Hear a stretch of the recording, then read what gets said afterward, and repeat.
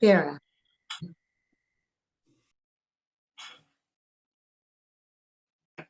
Okay, so we have around 16 folks with us. You can get started, Jim, whenever you're ready. Sure. Hi, everyone. Welcome to our class today on conservatorships.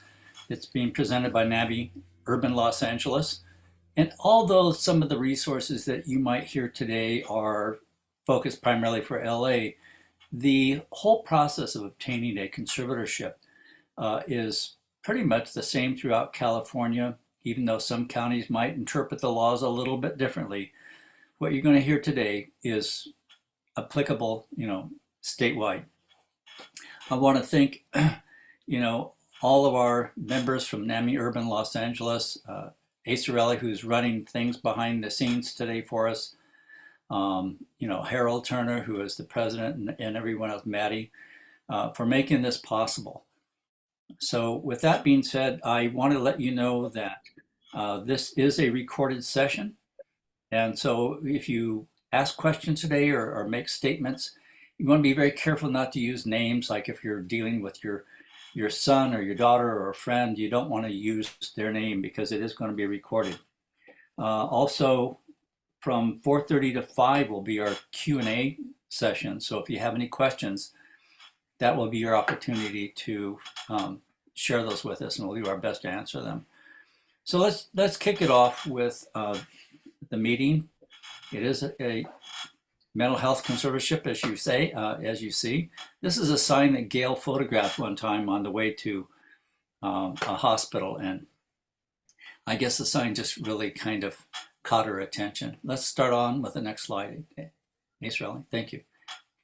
So here are the rundowns. One of the things, some of you I know have a Macintosh, and for those that don't have capacity to do a screen save, for those with a Macintosh, if you click Command Shift 4, you'll see a little plus show up, and you can just drag that across and down, and it will take a photograph of everything that's within that square that you create. So we're going to give you our contact information. You can use the Command Shift 4 to just capture that immediately. So again, it's Gail, myself, the public guardian from Los Angeles, DeAndre Davis will be with us today, and also the Department of Mental Health supervisor, who is Linda Boyd, in charge of the AOT programs, will be sharing as well. And as well, the home team supervisor from Los Angeles, Latina Jackson, will be sharing some information with us also. So next slide, please, Acerelli. Again, you can get this later or try to copy down some phone numbers for Gail and I or anyone else that you need to contact later or have any questions of. Command Shift 4 will capture the whole thing. Yeah, I think so. Eris, you have the PowerPoint that people can get from you. Is that correct? Yes, actually, we do have an LPS tab on our website. I will share the link, so if people want to download or follow along on their own, they have access to that. Oh, okay. Okay. So they should be able to have this PowerPoint, I believe. Okay. Great. Forward and onward. Next slide. So this is primarily to ask you to get involved with the politics of mental health, find out who your representatives are, your congressmen, your senators, your local representatives, and kind of look into what it is that they are doing and what they're representing. You want to, try to get involved with forwarding your concerns about mental health and the type of things that you would like to see implemented into our legislatures.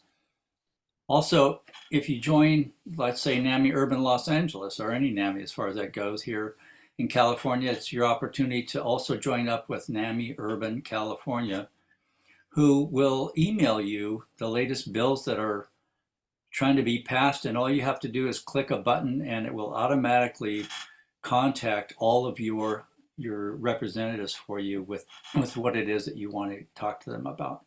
Next slide, please. Okay, LPS conservatorship. It's the term in California given for involuntary mental health treatment. The essence of the LPS conservatorship is to mandate medication. If the person's compliant with treatment and all that sort of thing, getting the LPS conservatorship would be very difficult. But they're looking mostly for people who are non-compliant with treatment and medication. Next slide. Your loved one has the right to be well. And when they're not on the right medication, which gives their brain the chemicals so that those neurons can connect properly, they're not well. And we're advocating so that they can be well, so they can get their life back.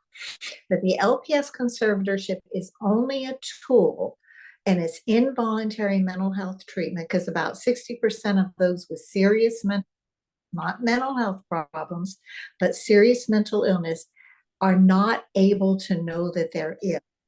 So they don't think they have a problem, and you're telling them to take this medication, and they look at you, why should I take it if I'm not sick? Just like if somebody gave you medicine and said to take it and it had side effects, and you go, I don't need it, I'm not sick, you wouldn't take it. That is their reality. So this is just a tool to help them to get on the road to recovery. Next slide. What you want to do is acquire resources. These resources open doors for treatment. Now, you cannot go to Social Security and say, I'd like to apply. That's a dirty word to them.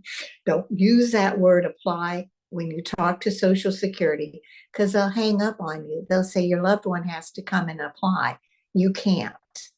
But what you want is SSI. If they have a work history, SSDI. Social Security can tell you whether they have it or not. You need the Social Security. If a parent has passed away, they might be eligible for Social Security. Or if they're a veteran, veterans benefits. And anybody on here who's a veteran, thank you very much for your service. I do appreciate it. You also need insurance, Medi-Cal, Medicare. If they get SSI, 2 years from now, they'll be eligible for Medicare and private insurance. You can have all three. That is not a problem. People will tell you if you have private insurance, you have to get rid of it. No, that's not true. The more the merrier. Do not use your money. That's a definitely no. The moment you say, well, I have money and I can pay for this, kiss your retirement goodbye, kiss your vacations goodbye, everything goodbye, because they will drain you dry. So you don't want to use your money. You don't want people that just, oh, I don't have the money, and let it go with that. You can use your money for your loved one, for helping them with other things in the future, but let the state handle, and the community handle whatever treatment facilities they need. Unless you're a multimillionaire, that's a different story. Next slide. When you apply for SSI or SSDI, you apply with Social Security and you ask them to, it's in quotes, help you fill out the forms. Do not say you are applying, because they'll basically hang up on you. Once you get SSI or SSDI, that's very helpful. But you can get Medi-Cal, and you can get an emergency Medi-Cal. If they're in the hospital, tell them they're in the hospital and you need an emergency Medi-Cal. Medicare usually is granted 2 years after they're receiving SSDI. That's for people who had worked. And sometimes you can get it early if you can show that they've been sick for the past 2 or 3 years. If you have something that can show that, you might be able to get them on Medicare early. So all this you can do through Social Security. On the Medicare, if SSDI has been granted, 2 years has passed, call Social Security, easy thing to do, and just say, look, they've been on Social Security for SSDI for 2 years. Could you now put them on Medicare? And they do. That's an easy thing to do. Now, one thing, when they're in the hospital, ask the doctor or the social worker to have the doctor fill out the form for a representative payee. You have control of the money. They do not have control of the money. You'll open up a bank account in two names, yours and theirs. It will be reported to the IRS as their income, but only you have access to that money. So that's important to know that. And that way you can pay for their treatment facilities, for their needs, whatever their needs may be with that. Okay, next slide. So in trying to get a conservatorship established, it's not easy. There's a lot of challenges along the way. And that's the purpose of today's training, is to help you get through that as best as possible. So think of it as wanting to prepare for, let's say, a court case that you have to appear for. You would want to amass all of the information regarding that court case in advance, so that when you walked into the courtroom, you and your attorney would be prepared for what you have to get through. So you want to write a powerful, concise case for treatment. Next slide, please. This is an example of what you need to put together. It's the mental health history of your loved one. Basically, you start off with listing all the different dates, just as you see it, almost in bullet point like this. Hospitalized May 1st to present, what hospital, where it was, what is the diagnosis, and so forth down the page.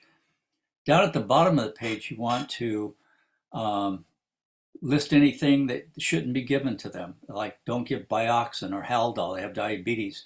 For some people, if you give them Haldol, it can cause their airways to swell shut, makes their tongue swell up. So any prior condition like that that needs to be noted, you want to list that in there, because this is what's going to be presented to the hospital on a 5150, and we'll get to that in just a moment. Next slide, please. So again, down at the bottom of the history page, you're listing the allergies, the medications they should not have, the medical problems, do they have a heart condition, and then what resources are available to your loved ones, such as do they have SSI and Medi-Cal. Next slide. So on the backside, and what you're really trying to do is to take the mental health history and condense it down to a single piece of paper. And the reason for that is the doctor in the hospital, if on a 5150 doesn't, and you're asking for a conservatorship, he does not have time to wade through pages and pages of past hospitalizations and history. So we're trying to boil it down succinctly onto one single piece of paper. So the front side is going to list all of the kind of calamities that you've gone through, all the hospitalizations as we just showed you.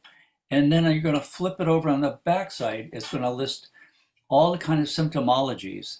And here are some types of things that you might be, your loved one might be experiencing, such as they think that he or she is Christ.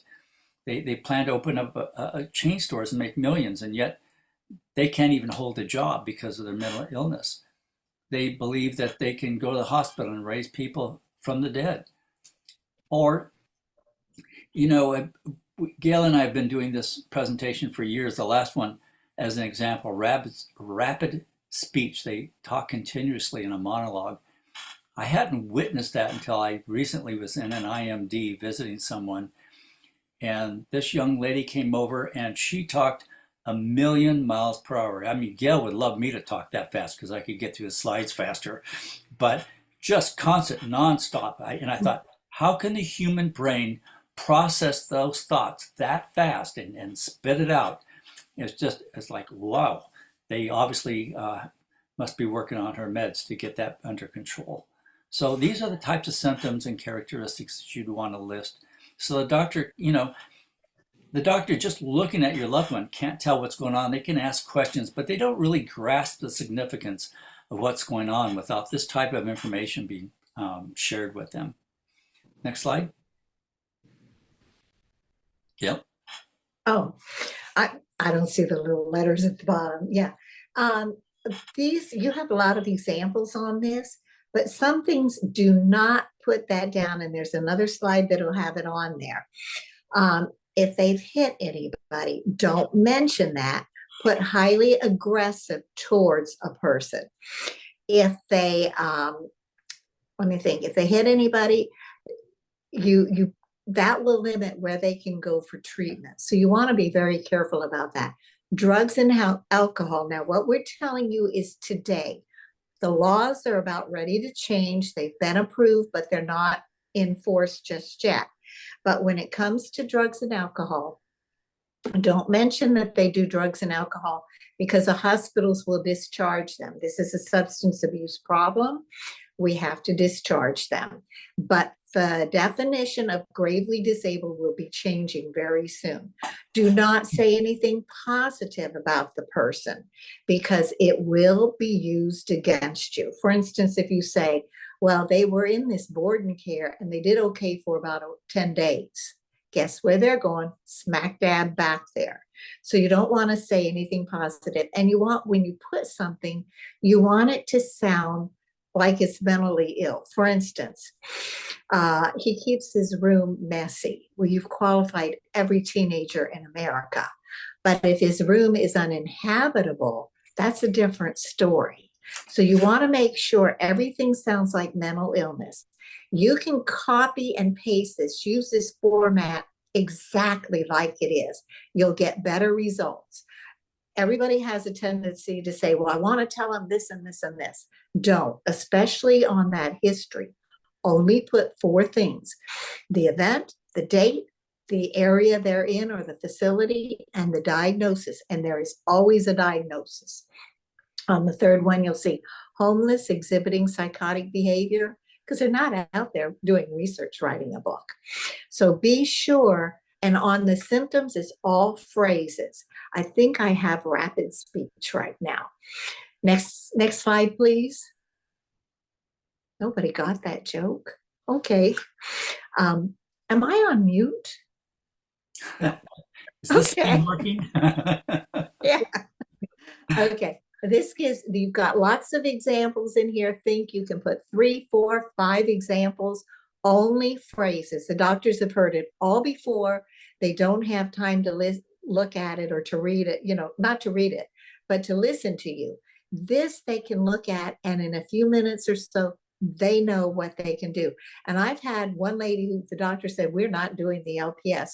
She was walking out to her car. She was in tears because the social worker wouldn't even take her paper. I said, you go back and tell her the law says she has to take it and give it to the doctor.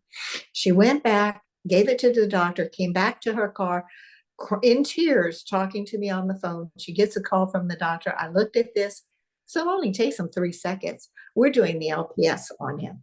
This does not mean they will do it, but it gets your foot in the door. You may slam the door on your foot, but you've got your foot in the door, and it opens up the door for treatment. Okay, next slide. These are the tips I mentioned. Do not mention substance abuse. Don't mention violence. They're highly aggressive towards. And the other thing is, don't say they can come home, because in order to get an involuntary mental health treatment, they have to have 2 things: a serious mental illness and be gravely disabled. And gravely disabled, we'll go over the definition, but the hospital will say, well, we're not going to do an LPS. Will you be picking them up at 3 o'clock or 5 o'clock or whatever? And you say yes. The hospital's correct. They do not meet the criteria. They have to have a shelter, no place to live safely, clothing, and food. If they can't provide all of that, then they're gravely disabled. So that's a loophole that the hospital will use. So you want to be sure that when you're dealing with the hospitals, be careful what you say. They're looking to use everything against you. Next slide. Common symptoms that, oh, Jim, you put this for me. Common symptoms. Yeah, they become racial against everybody who's not them. One mother was really upset because her son hated Black people. And she says, I don't get it. He's Black. It doesn't matter. It's everybody who is not them. It doesn't matter what their religion, their color of the skin is, their beliefs, doesn't matter. They're racial against everybody who's not them. Heightened sexual delusions. It's not uncommon for your loved one to say, my mother's molested me, my dad's molested me, I've been gang raped. You can pretty much tell whether this is true or not.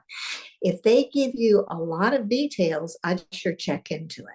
But if they're like, well, it happened, you know it happened, and why did you do that? Then chances are those are delusions. Just join the club with the rest of us parents that have had to deal with that. Once they get on the road to recovery, they may or may not even remember that. It's like having a dream. When you dream weird things. As you wake up, you don't remember a lot of it. They go through the same thing, but their reality in that dream is real. So you kind of just go along with them. Another one is the FBI, CIA, and other people are following them. Another one is they're not ill. You are. You have the problem. We've all probably heard that. Or you've stolen their money. That one I always love, especially the $1 million that you took from them. Next slide. So what is the definition of gravely disabled? If you're gravely disabled, then you are actually legally in line, or your loved one, for a conservatorship. If they're not gravely disabled, they are not. So the current, as it exists on the books today, a person with a serious mental illness cannot, because of their illness, their mental illness, provide for their own food, clothing, or shelter. Now that's not all three of them. That's either any of those. That's or. But if somebody else can provide for their food, clothing, or shelter in a safe manner, then they'll not be considered gravely disabled for the LPS conservatorship, and it will not be granted. So also refer food, clothing, and shelter to safety or health risk. So you can talk about their clothing is just so filthy dirty that it's just a walking it's just a walking environment for disease. This definition of gravely disabled actually has been around for quite a few years, 1969 in fact, and that's changing as of Jan 1. I'd like to briefly share something that a dear friend of mine who is an LPS attorney wrote that I shared with my mailing group. It said, for the first time since the LPS Act was established, the definition of gravely disabled has been amended by the California legislature via passage of Senate Bill 43.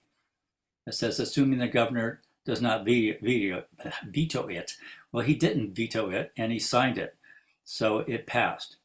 So the current definition is, as you see on the screen, and as amended effective January 1st, 1924, gravely disabled will mean a condition in which a person, as a result of the mental health disorder, a severe substance use disorder, or a co-occurring mental health disorder, and a severe substance use disorder, is unable to provide for their basic personal needs of food, clothing, shelter, personal safety, or necessary medical care. So right now I'm dealing with a parent who is struggling with the medical aspect of it. That's going to change Jan 1, and that will then qualify her son as being gravely disabled. Hopefully it'll be fixed by before then. But this has been long overdue, and I'm just happy to say that it has passed. I talked to Ian Kemmer, who is the one of the higher ups in Orange County Behavioral Health Care, and he, in regards to substance abuse disorders and so forth, our county here in Orange County is just not set up. They're just not prepared to meet the law as it is today. So they're ramping up and trying to prepare themselves, brace themselves for the new qualifications that are going to put more people onto a conservatorship. Next slide. So again, currently shelter and within the terms of gravely disabled would be that they can't come home. They have no place to live safely. This is what you can tell the hospital. They cannot handle a shelter or boarding care safely. Again, you're trying to, while your loved one's in the hospital, you're trying to get them onto the conservatorship. These are things that you, if they exist, can share with the hospital as the reasons why they are gravely disabled, and the fact that they've lost so much weight from not eating, their paranoia of the food being poisoned, or overweight because of compulsive eating. Weight loss.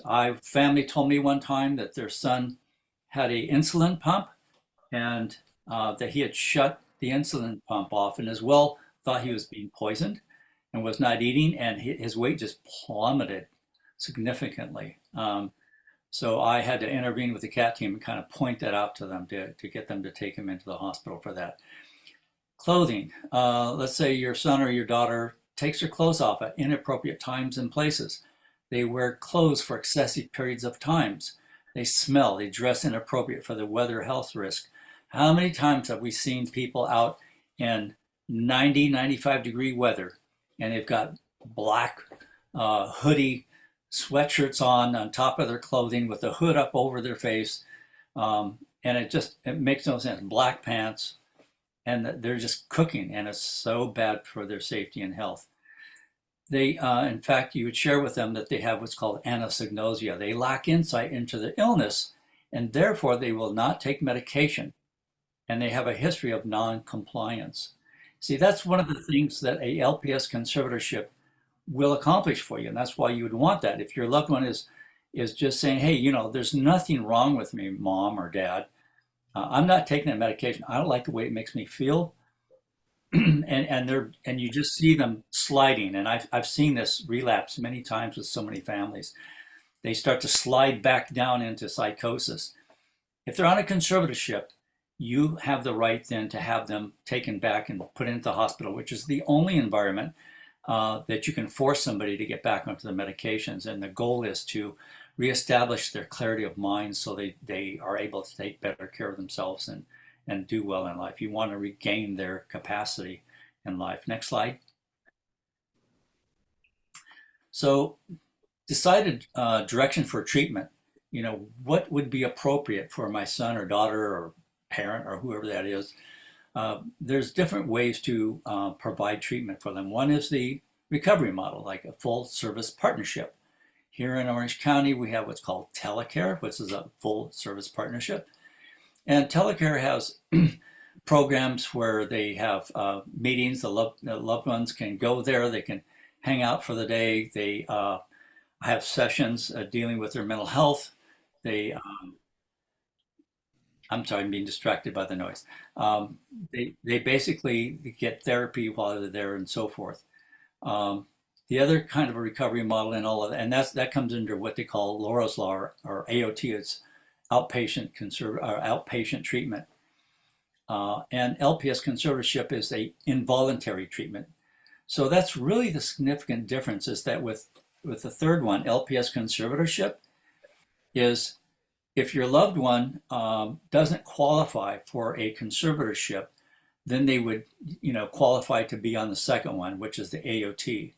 If they're not under psychosis or a point that their mental health would make them gravely disabled, then they're not going to qualify for the third one, LPS. So those two treatment modalities are available in your community. And I guess that covers that slide. So let's move on to the next slide. You want to use a written case. And what is the written case? The written case is the mental health history and the mental health conditions that you're observing that we just are, reference to through all of this in creating the mental health history. That can be used in so many places. Not only is that something that can be used at the hospital itself, it's something that you can use when you're applying for SSI, SSDI, Medi-Cal for your loved one. You want to present that mental health history to them to show them what's going on with your family member. Anytime that the police or the CAT team or psychiatric team come to hospitalize the person, you want to have that ready. In fact, well, let's leave it at that. You can use the written case when you're requesting AOT, a full service partnership, or an LPS conservatorship. That case is going to be very, very important to use. If your loved one's in jail, it says social worker at jail to give a treating doctor. So if your loved one's in jail, you'd want to contact the social worker and provide that mental health history to them and get them into the unit that provides that mental health care. If they're in violation of a law and they were at that time not clear of mind because of their mental illness, you want to contact the public defender that's representing them in court. And you're going to present that mental health history and ask them to take that to the court and represent them as such, and we can get them help maybe in a different court that's taking all of that into consideration, such as a mental health court. Okay, so that mental health case that you're building for your loved one has so many very valuable situations. One family at one of Gail's meetings years back brought up the fact that it might be wise when you get this completed and printed out, print it on a sheet of yellow paper, because they have experienced the fact that sometimes a hospital loses their mental health history in their shuffle of papers, and that they shared with us that they asked the nurses station, well, do you see a piece of yellow paper? Oh yeah, there's one way down in here. She goes, that's the mental health history. So you might want to print it on yellow paper. But all of these are very, very significant issues to contend with, and a mental health history is going to help immensely. Next slide. Gail? Oh, okay. Hospitalizing a person. When your loved one is not doing well, you want to get him in the hospital. If he's harm to self, harm to others, don't wait until he hurts somebody. Get him in the hospital before that. Call, and that paper, the history, the symptoms, and that gravely disabled, have it ready to quietly give it to the police and tell them what they're doing. Sometimes they're threatening, they're agitated, you're not sure what they're going to do because you don't know what their brain is saying, what their voices might be telling them.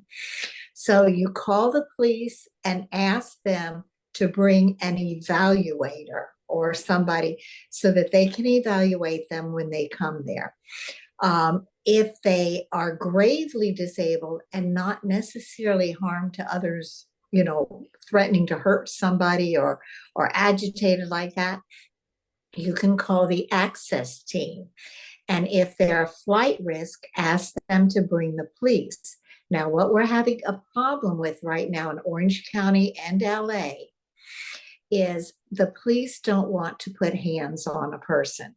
Because if there's an incident, everybody's got their phones, they're taking pictures, things like that. So they don't want it. If they don't get on the gurney, they go, well, there's nothing we can do. If that happens, call me. If it's LA, Dee Dee Hammond is a part of it. I don't know if she's supervisor of the SMART team or whatever. I'm never very good with titles, but she will send a team out there and they will get them on the gurney and they will get them to the hospital. So when somebody tells you we can't do something, you call me right away. There are ways to get around things. If you call the access, they're flight risk, request that they bring the police. If you call the police and you know they need an evaluator, ask them to send an evaluator. We have programs, a SMART team, MET team, some of these other ones, which is a combination, this is just simply put, of police and evaluator. And if you can get one of those, that would be the better way to go. The other thing is write 3 open-ended questions, that not a yes and no question, because, and many of you have probably seen it, the police come out there, you know, are you going to hurt yourself? No. Are you going to hurt anybody else? No. Sir, you really don't need to be out here for me. My mother just gets a little excited or something like that. They sound very good. So write 3 open-ended questions based on the person's psychosis to demonstrate their state of mind. Can we go to the next slide? Because I think the questions are on those. Open-ended questions. I understand the FBI, CIA are following you. How can I help you with this situation? So that might get them to start talking. If it doesn't, you've got another one ready to go. I understand your parents stole your $1 million. How can we help you with this situation? Or I understand you must harm someone. How can we help you fix this situation? Things that will get them to talk. You're not saying those aren't true. You don't want to do that. And that's one thing you don't ever want to do, is correct them when they're saying something, because we're going to talk about keeping a journal. You want to know where their brain is at all times, even in recovery. So when they're telling you something, the moment you start correcting what they're saying, that's not true, you're hallucinating, you're this and that, they will clam up. You will never know what they're thinking, and you need to know what they're thinking. So just what you can do is say, I'm sorry you feel that way. I don't quite see it like that. Or that must make you feel really bad. That's okay to say that, but don't tell them you don't know what you're talking about. You're just delusional, because then they will not talk to you. And now you're putting yourself in harm's way to a certain extent. Okay, next slide. And I'm going to go through this quickly because DeAndre will be talking about this a little bit. The process is you get them in the hospital. They're in the hospital on a 5150, which is your 3-day hold. Then the hospital can put them on the 14-day hold. You want to, when they go to the hospital, give that history, symptoms, and gravely disabled to the hospital in the ER. Do not assume they're going to transfer that paper to whatever hospital they transfer your loved one to. Give it to the new people, and don't assume the police give it to the hospital. You give it to everybody along the way. It's very important to do that. So you have the 5250, which is basically your 14-day hold. Then in that 5250, if the doctor is going to initiate the LPS conservatorship, most likely they won't do it till after they've had what they call a probable cause hearing, which takes place within the first 4 working days of the hold. And that gives the hospital, basically they're saying we have probable cause to keep them for the full 14 days should we need it. Usually they dismiss them about day 11, 12, or 13. Then there's an additional 30-day hold, 5270, if they need it for that. If they are on a 30-day hold, within the first 5 days of that 30-day hold, the doctor can initiate the LPS conservatorship.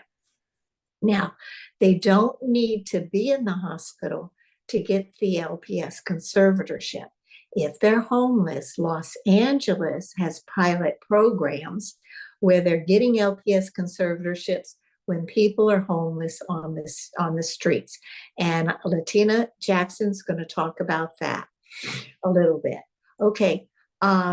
Basically, your 5352 is what they call a temporary conservatorship, and that's up to 30 days. The hearing for the conservatorship will be heard in that time, or should be heard in that time, unless there's a reason and the judge continues it. So that's basically the process from when they're hospitalized to when they get a conservatorship cannot be more than 47 days by law. Okay, next slide. How to acquire the LPS conservatorship? You cannot apply for it. It is the treating doctor in the hospital or the jail, or now with the home team, the pilot project on the streets, they can apply for the LPS conservatorship. It's not the law that only these doctors can apply for it. It's when the person's in the hospital, the doctor can initiate the LPS conservatorship and hopefully get it, because if the person does not show up in court, the case is dismissed. So they don't want to do all that paperwork and give it to the person and they go, well, I'm not going to court, and they can't make them. where if they're in the hospital or jail, they can transport them to the court and get the case heard. So now the pilot project with the home team, that's a whole different animal. And I'm going to let Latina talk about that. All right. That's the conservatorship for homeless people, and they're having pretty good success with that too. So if your loved one's on the streets and they're homeless, if you can find them, we can get them in treatment. Next slide. Via the hospital, give the written case to the treating doctor. I mentioned that. Request the doctor initiate the LPS conservatorship. Your two obstacles are, one, getting them in the hospital, and two, getting that treating doctor to initiate the LPS conservatorship. Now, sometimes they're in the hospital, and a hospital may tell you things that aren't true. And we're going to talk about keeping your journals. This is vital. And once they say, well, this hospital doesn't do LPS conservatorships, if it is a hospital that's a designated LPS facility, which is a hospital that has lockdown facilities for mentally ill, they're not telling you the truth. They're prevaricating. Call me, and I'll give you the numbers to call. I don't want to drown you too much with information because we're giving you a lot as it is, and I do apologize. But if you ever have questions, you can call Jim or you can call me, whichever. We will help you to our best ability, because we know what it's like, and it's not easy being in those positions. Okay, you request the doctor to initiate the LPS conservatorship with the public guardian's office. It's the public guardian who does the investigation, and they turn it over to county counsel, who sets the date for the person to show up in court. Time is of the essence. Don't let them linger in the hospital for 10 days and then say, oh, well, I really want an LPS. Chances are that's not going to happen. So time is of the essence. Get started on this immediately. Next slide. So LPS via jail.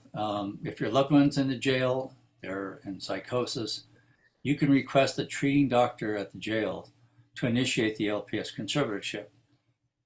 Basically, you're looking at how long they're going to be in that jail. Because again, you had the time frames, the 3-day hold, the 14-day hold, the 30-day hold.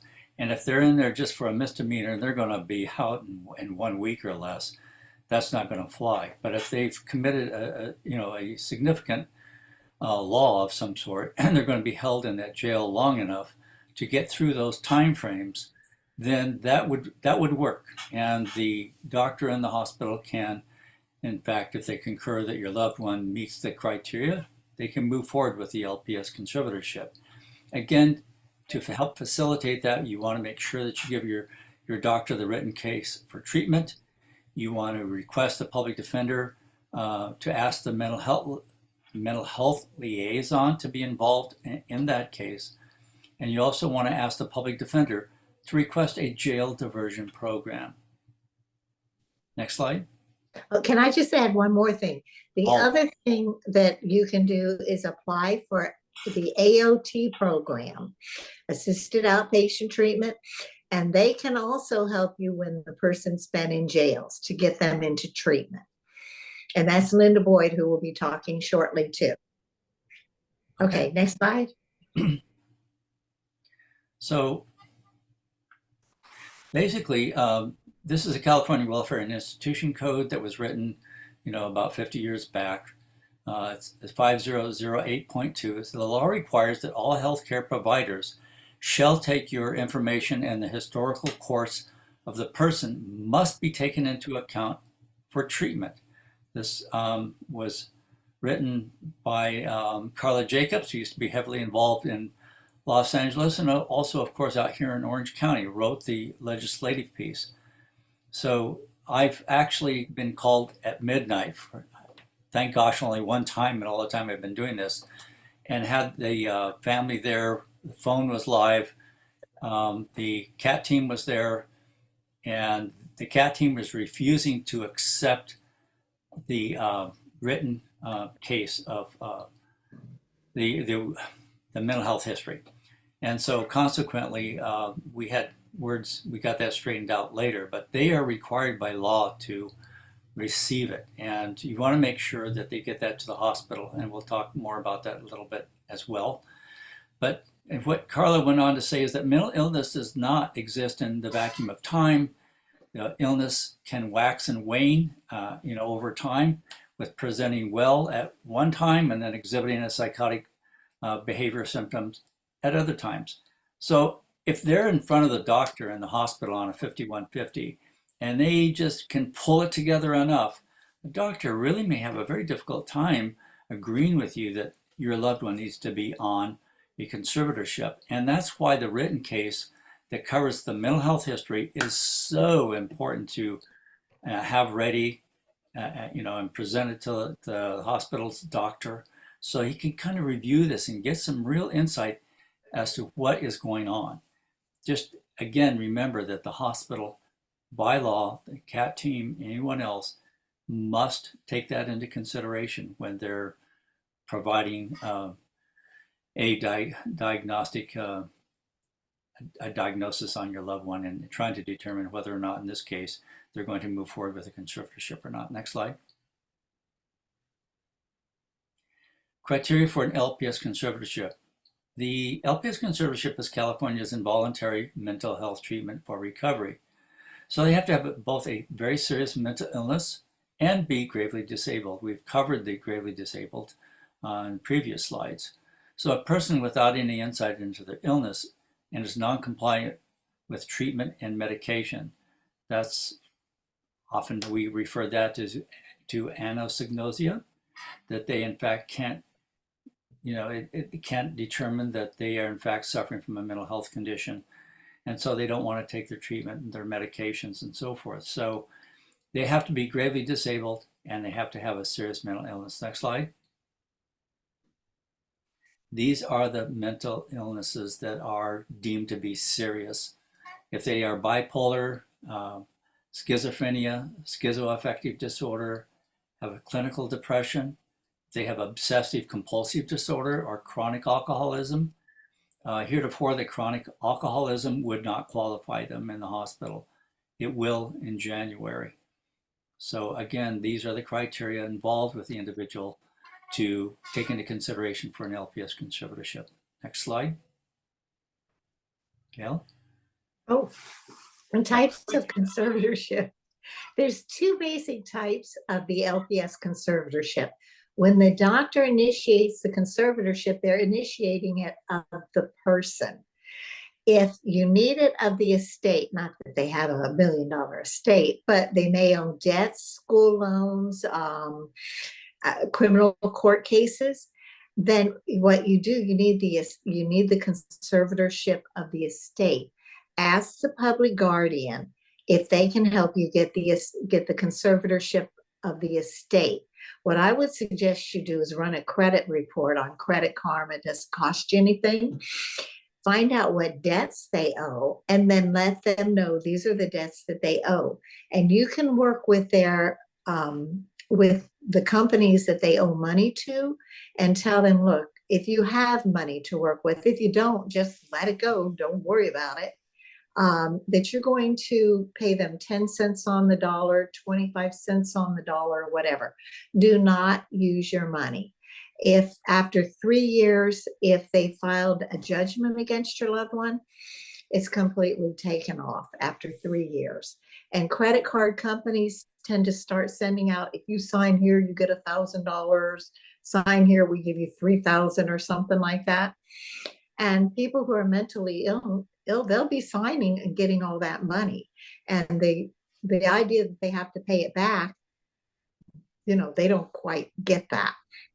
So the conservatorship of the estate is when it's an individual getting the conservatorship. You normally don't get that unless you have a good reason for it.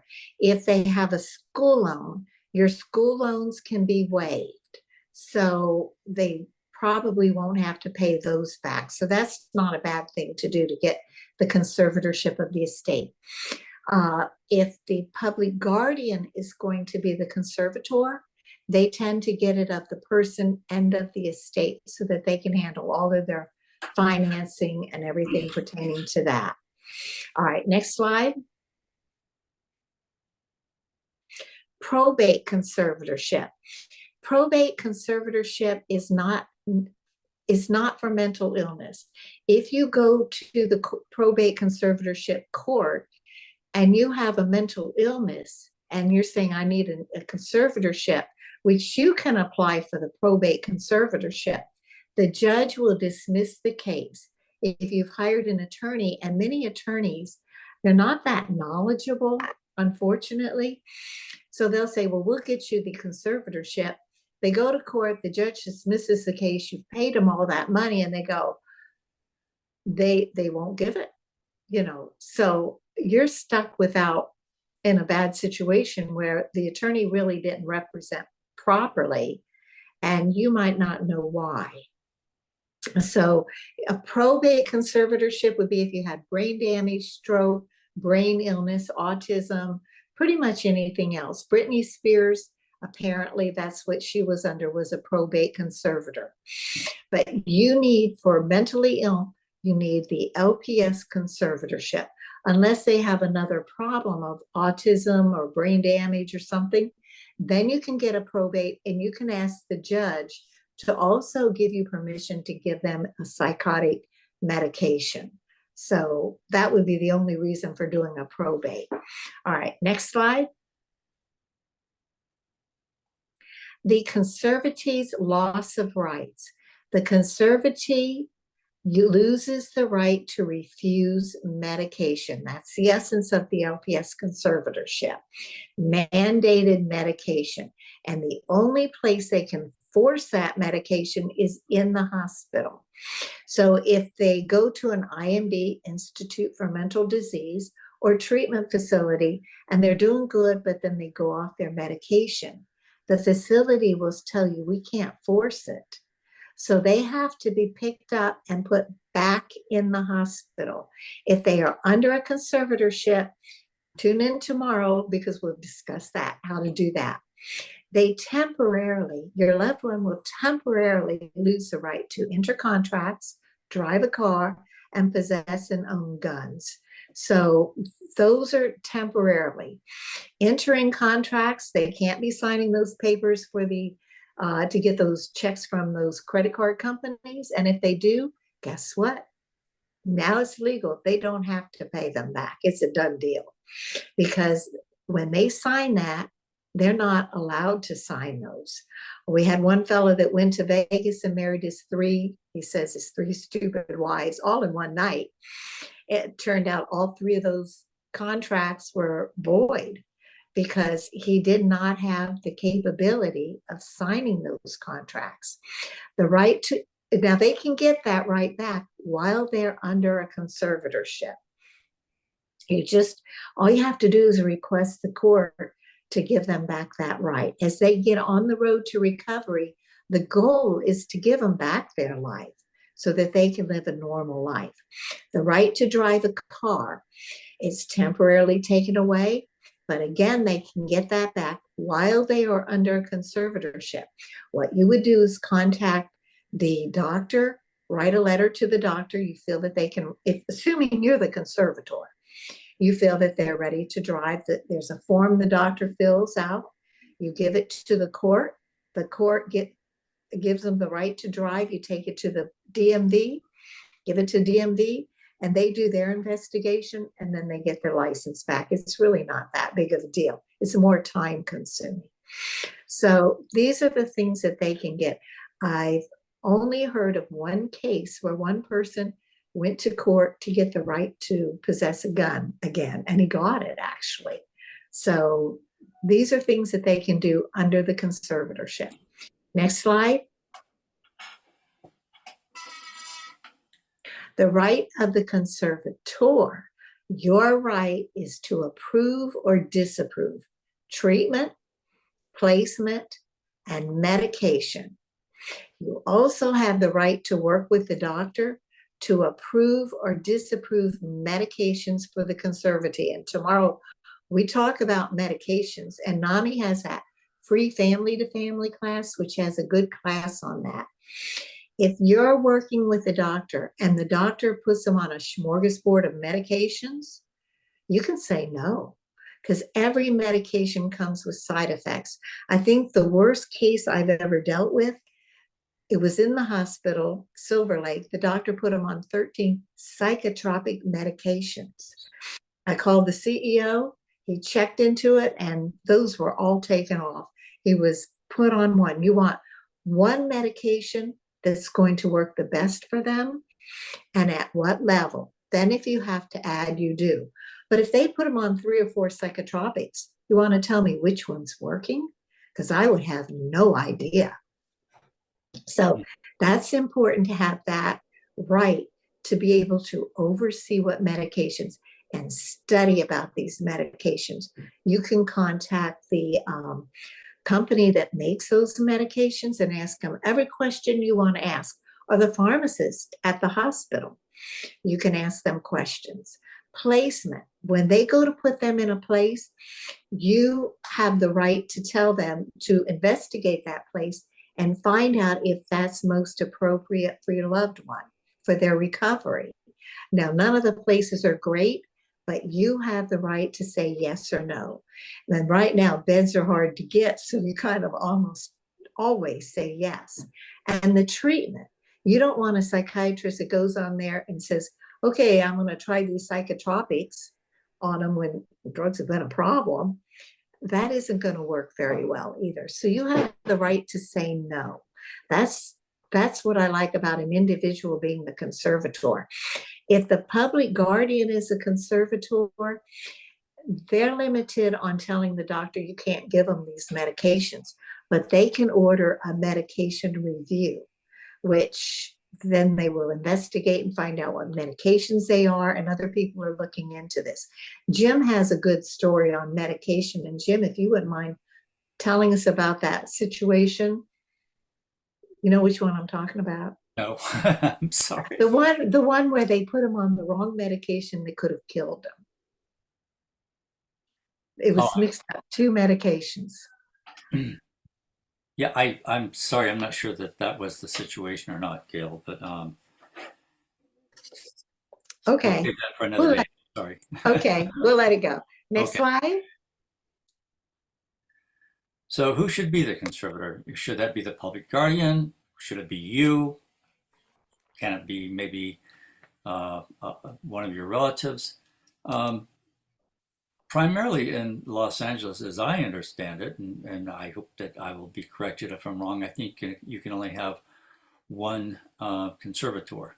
They corrected that to 2 now. Oh, congratulations. It's 2 also. It's 2 people in Orange County.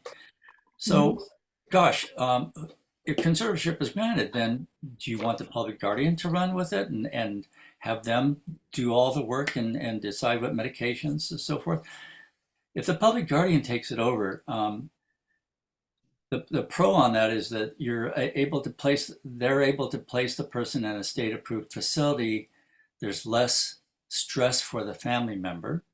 The negative is that you'll have less involvement with the recovery process, and you'll have absolutely no control over the medications that are being administered. So you kind of turn all that authority over to someone else in the public guardian's office to run with. If that's the case, and there are legitimate cases why that's the right path for some families, then it's very important that you work to establish a working relationship with the public guardian's office. Whatever deputy is handling your loved one's case, you want to communicate with them, you want to bring them up to speed. I would recommend that to provide the mental health history to them, and just do whatever you can to help influence different things as they come up. Again, you just want a good working relationship with them. Next slide, please. Well, what if people say, what would it be like if I were to be the conservator? What would I have to deal with? Well, first of all, the plus on that is that you'll have direct contact with the doctor. You can discuss medications with them, ask them what kind of alternatives might be available in terms of medications, maybe your loved one's dealing with weight problems, and you can ask, is that going to make my loved one gain more weight? What's the outcome of that? The other thing is that you can reject any inappropriate treatment facility or medications or treatment places.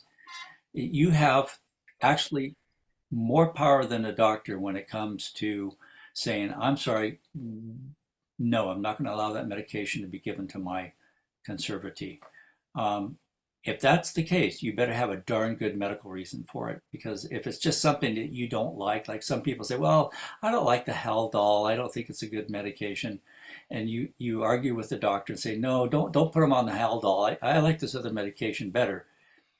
That doctor can go to the mental health court and have a hearing with the judge and say, that at that point they could say, Your Honor, I'm a medical doctor. I've graduated from all these universities. I've been treating all these people. I'm responsible for all these people in these various conditions. And I have a conservator that does not agree with me about providing a given medication that I feel is the best medication for my patient. And they don't have a legitimate medical reason for that. That situation could mean that you'll lose your conservatorship. The judge in that case could have you taken away and turn the conservatorship over to the public guardian's office. So you have to be very careful about that. You always want to work with the doctor, not against the doctor.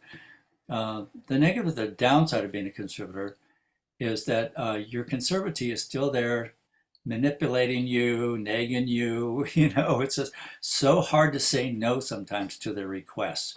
And you have to just deal with that and stand firm on saying no when no needs to be the right answer. The negative also is that the hospital will try to push you around and discharge the patient to a facility not appropriate for the level of care or treatment for their recovery. I actually had a situation where one of our local Orange County hospitals actually transferred my son to an outside hospital that I knew wasn't appropriate for my son's care. They did that without my approval. I notified them in advance that I was the conservator, and I said, you get him back like ASAP, and they did. They try to push you around, they try to discharge you. One of the things that we're dealing with as conservators is that, well, let's not go down that road. That's a slippery slope that I don't want to bring into the meeting, I guess. So next slide. Regarding court hearings, if the patient is assigned a public defender, the patient can request a court hearing, with a judge, or the patient can request a jury trial. What are we talking about here? You're trying to get your loved one onto a conservatorship, and in California we have what's called patient's rights. And so in the interim of time that your loved one is sitting in the hospital waiting to go to the court, patient's rights will come and educate them about what their rights are. And they'll tell them, you can leave the final decision as to whether or not you're going to be placed onto a conservatorship. You can let the judge rule on that, or you can demand to have a jury trial on that. And we hope that they don't request a jury trial, because the jury may not have any idea of really or understanding of what mental illness truly is. Next slide. Gail, I guess this one's back in your. Okay, the Mental Health Court, Department A, that's what it's called now. It's kind of flipped around to several different places in the last, I would say, maybe 10 years. It started out when I first became involved in a place, it was an old pickle factory on San Fernando Road. Well, the roof caved in, and they had to switch, caved in while they were in court. They had to switch all those court cases immediately over to Metropolitan downtown. So they did that. Then they were renovating a courthouse in Hollywood. They finally switched them over there, and now they're at Norwalk, California, at Norwalk Boulevard. And the judge out there, Judge Scott Heron, let me tell you, he is amazing. You are blessed if you're going in for a hearing now. This guy is kind, he listens, he does everything. I mean, throughout time, we've had excellent judges, and then we've had others that are just kind of like, you shake your head because they don't listen to all the evidence. And they have to rule. The judge is ruling on two things. Are they gravely disabled? And do they have a serious mental illness? All the other stuff is unimportant and not relevant to the case.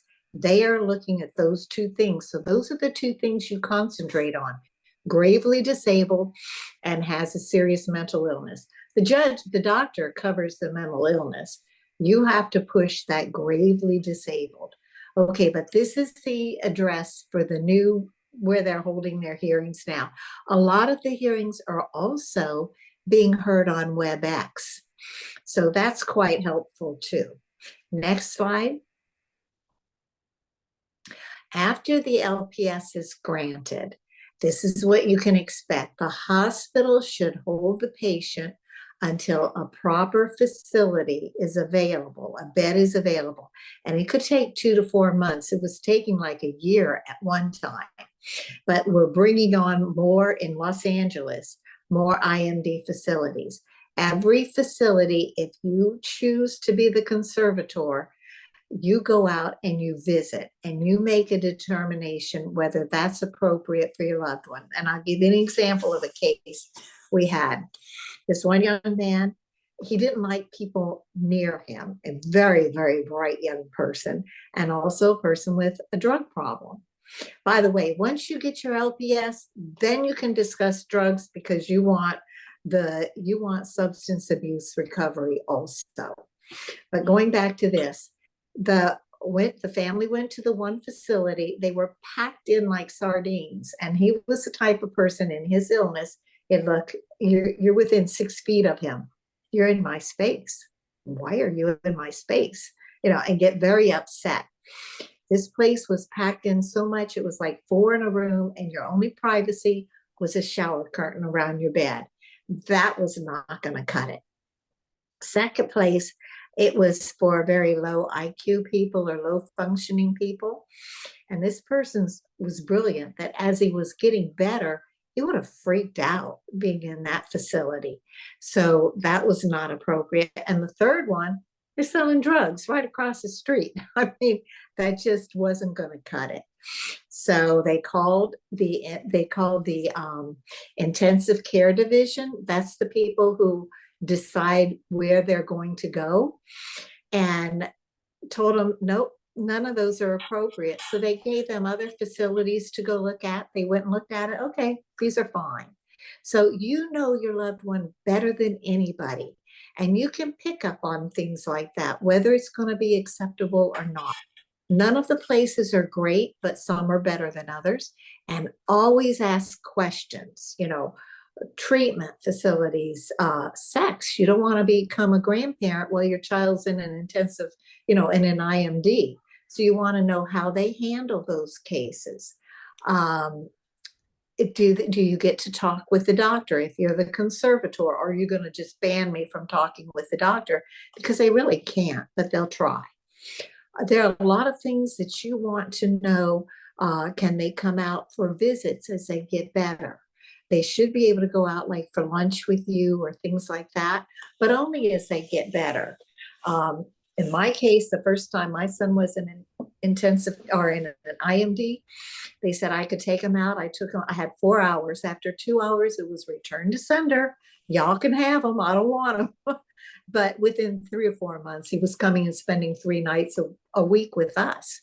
And we didn't want to take him back because he was so delightful and so much himself again. So you want to know a lot of these things. The general level of care, how things generally go, but they can skip things as they get better. If you get the right medications, they can become themselves almost overnight. But if they're not the best, and you have to know on those medications, how long before you're going to see a difference. But generally, they start out from the hospital. They go to an IMD, that's Institute for Mental Disease, then to an unlocked facility, but it's a secure facility, an enhanced residential setting, then possibly a board and care, and check out those board and cares, because the county does not pay them enough. The state does not pay them enough to feed them, take care of them, and all that other sort of thing. So you really want to check those out, or to a sober living or an outpatient treatment facility or an apartment or home. As a conservator, you have the power to approve or disapprove where they go. Otherwise, they go wherever place a facility is open. Okay. Next slide. Suggestions for recovery. Once you don't say anything positive about your loved one before you get the LPS, once you get the LPS, then I want you to go back to the photo album, open it up, and remember what your loved one was like. And that is the level of recovery that you're going to seek. You want them to come back as much to that person that you knew at that time. Be familiar with every medication that they take. That is so important. No, and look those medications up online. You know, what is the dose range, you know, high and low? When can you see a difference? What are the side effects? But keep in mind, side effects of everything is almost death, including aspirin. So you want to know as much as you can about these medications. If you have questions, ask the pharmacist or call the company. They will tell you everything. Therapy, cognitive therapy. It's kind of like if your loved one was lying in bed for 2 months and not really doing a lot, they're going to lose their muscle ability. So they need a lot of therapy to come back and be strong again. The brain is the same. So they need a lot of cognitive therapy to help them to be able to think, to build up their brain tissue, to be able to come back and do reasoning ability. Addiction treatment, if they need that, you need that also for them. Substance abuse. So be sure they're getting everything they need when they're ill, as well as your love. They do need your love. Next slide. Take that free family to family class. Best thing you'll ever do to empower you to be able to help your loved one. And they have a class on medications. They really keep it current. I mean, that is a great class, and a lot of them are Zoom. And I think they've cut a lot of these classes from 12 weeks down to 8 weeks. NAMI Urban LA offers free classes for families with someone under the LPS conservatorship, which is the class tomorrow. So be sure to sign up for that if your loved one's getting a conservatorship. Not everybody needs a conservatorship for recovery. Join NAMI, get involved. That's really important. Determine the level of care that your loved one needs. They could be under that full service partnership or AOT if they have insight into their illness. If they have reasoning ability, AOT is excellent and does a really good job. Linda Boyd is an awesome supervisor. Having a good supervisor makes the team going all the way down do great jobs. Anytime you have trouble with anything, please don't hesitate to call, because we like to correct things and keep things so that for those who are ill, that we don't have hospitals and personnel telling you things that aren't true. So don't hesitate to call me, but get involved. You can, they have classes where you can teach those family classes, the free family to family classes, and getting involved helps you to do a better job to treat your loved one. Next slide. So a couple of tips that we'd like to pass along to you today is the fact that you should be keeping not one, but actually 2 separate journals on your loved one. One is everyone, you're going to keep track of everyone that you talk to about your loved one. You're going to write down their name, the date that you talked to them, their phone number, and what they said. Basically, it's just you want to keep that available in case you need to go back and contact them for any reason again. The other one is for your loved one. What they say, what medications they're taking, what dosages, and their behaviors. Really, really important. And I think that that's highly important also in terms of sharing that with your doctor in the future. If you end up with a different doctor because you're in a different location or something, you want to keep track of all the medications. You want to keep track of which ones were working and not working, so that if the new doctor along the way suggests a medication that you have had experience with in the past that maybe wasn't working that well, you'll be able to go back to your journal and say, well, doctor, we've tried this in the past, and that medication wasn't really working too well for my loved one. You know, can you recommend maybe a different one, or perhaps of a one that worked better? You can share that with the doctor as well. Again, the relationship is you wanting to work with your doctor, not just shut them off or let them run over the top of you either, but to work with them as a team to gain the best clarity of mind for your loved one. So that's where a journal will really come in handy, keeping track of what medications have been changed, and you're trying to determine what is the best path for the regaining their mental health clarity of mind. And as Gail always says, keep a sense of humor. All of this is just daunting. It's overwhelming. Sometimes I'll wake up and I go, I am depressed today. I'm really down. And it just sometimes it's like a tsunami, and you need to stay above it.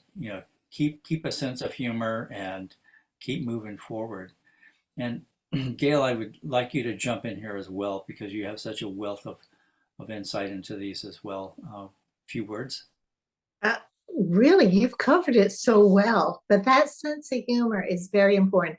If I can offer a couple things, if you're having trouble sleeping at night, take about a half a cup of warm milk. It will calm your brain so it's not racing and you're thinking about this and thinking about that, but be in bed within 30 minutes because it works that fast and it'll knock you out. It releases your natural melatonins, where you can go buy the capsules at the store, but the milk does a lot better. It really does help.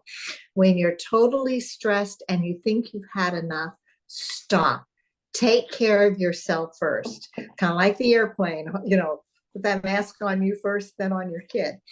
But take care of yourself. Stop.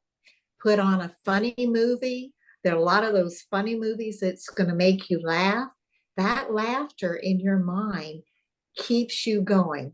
And you want to get your sleep at night, because there are times you go, I quit. I've had enough. I don't want this anymore. I don't care what happens to them. I quit. And once you get your sleep and you've watched a funny movie, the next morning you're waking up and you're ready for battle again. Just let me go at it. So those are really important things, to take care of yourself and do that. Have somebody that you can reach out when you need to and say, I'm having problems. That's perfectly okay. We all do it every now and then. But don't drown them with every time you turn around, you're, woe is me. Have fun in life. I mean, this is really important. Okay, next slide. Jim? I'm sorry, I was reading the chat on the side. I'm glad you can do that. My apologies. Shame on me. I am my brother's keeper. Please help us to continue these classes. Your donations will really make a difference. There's a lot of expenses that go into all of this that NAMI has incurred.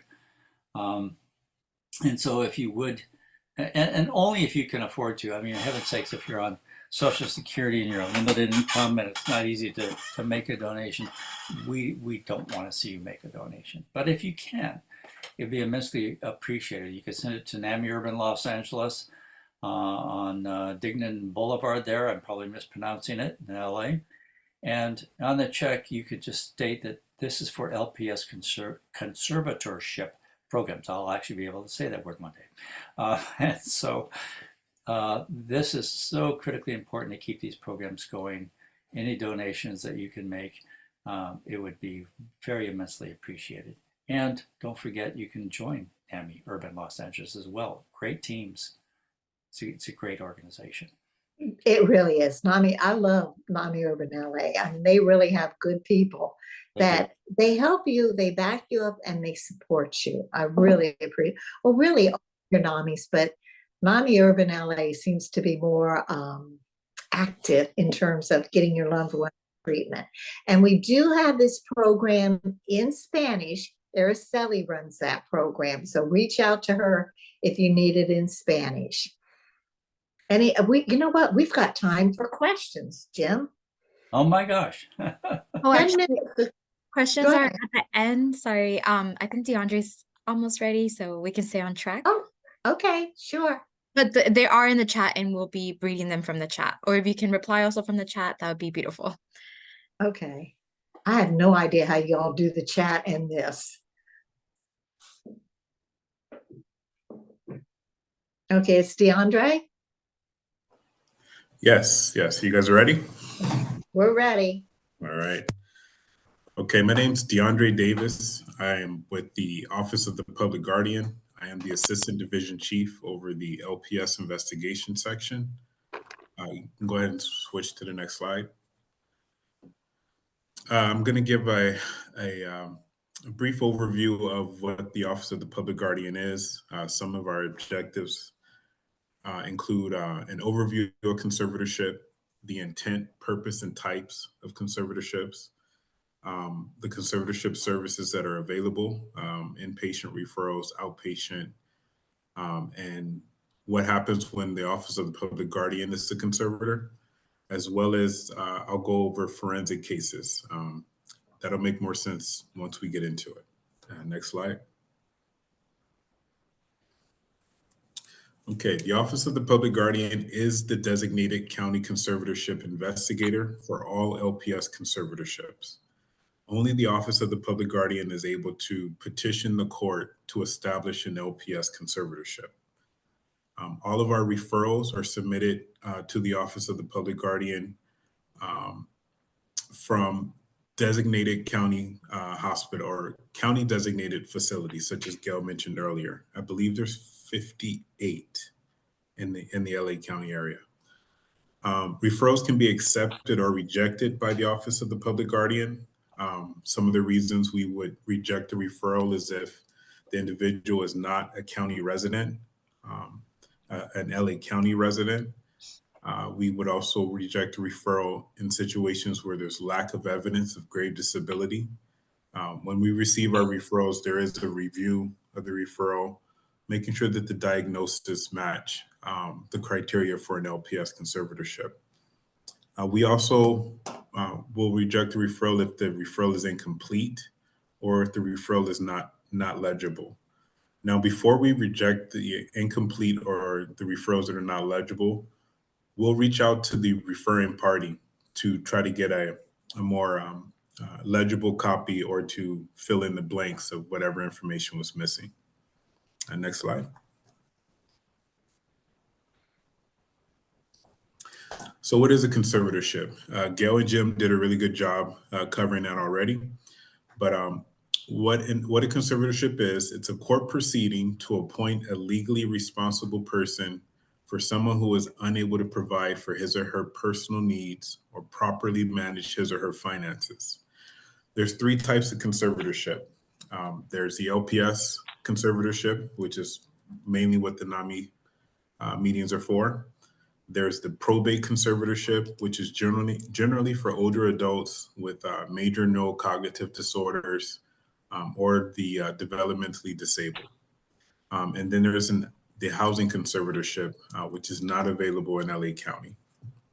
Next slide, please. And a conservatorship is a civil proceeding requiring proof of and need and attendance by the persons involved. What that means is it is a civil proceeding that happens in court. The person who is subject to the conservatorship would be presented with a public defender, would be represented by a public defender. Our office is represented by county counsel, and then there's the judge. being that it's a civil proceeding, the judge makes the final decision unless the individual decides to contest the conservatorship and have either a court trial, which is a trial by judge, or a jury trial, which is a trial by jury. Next slide.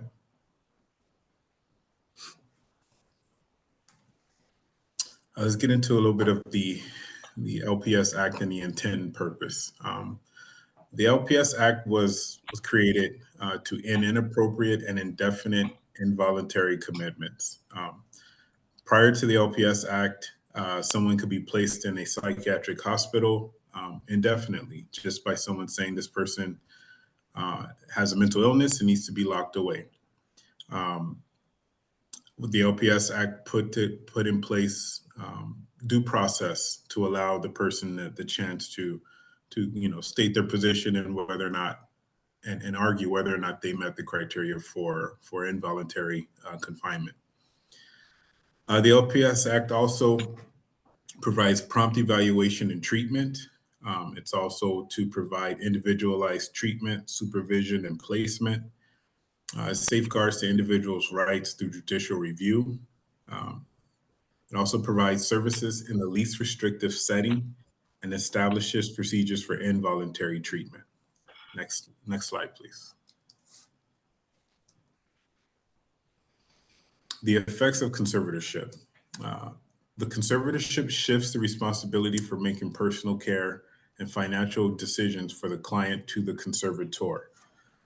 The client being the individual, the conservatee, the conservator being the person appointed to act on their behalf. The conservatorship imposes upon the client significant limitations on his or her civil rights, such as where to live, the mental health treatment they can accept or refuse, execution of contracts, Gail's example earlier about the marriage, management of personal finances, in some cases, physical healthcare decisions. However, despite these restrictions, conservatorships may provide the best guarantee of protection of the client's interests. Next slide, please.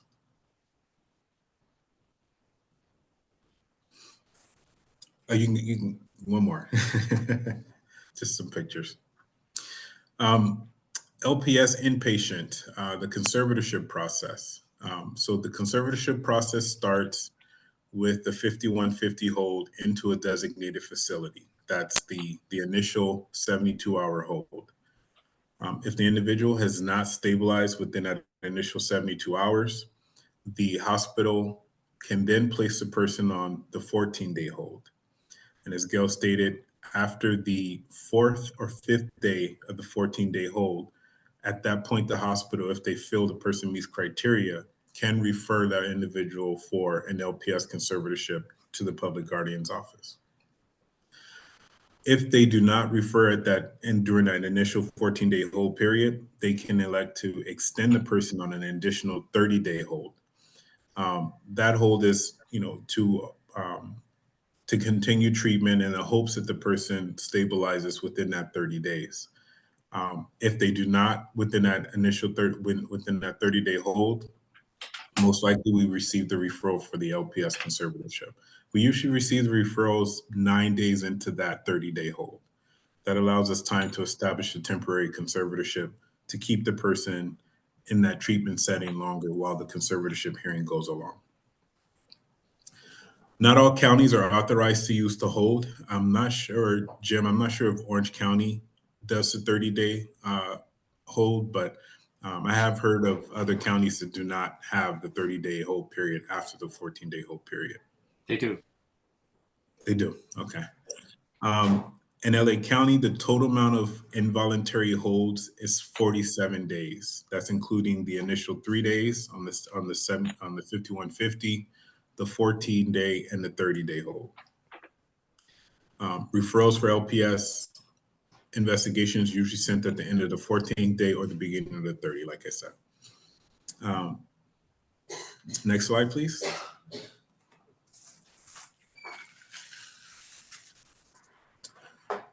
LPS inpatient conservatorships. For the LPS inpatient conservatorship is for persons with serious mental illnesses who require involuntary treatment. It's usually treatment at an IMD facility, in some cases even at the state hospital, although the state hospital beds are extremely difficult to come about now. Only designated doctors and facilities can initiate LPS referrals. The slide says there's 40 plus, but I believe we're closer to 58 designated facilities that can refer for conservatorship, including the LA County Jail. Next slide.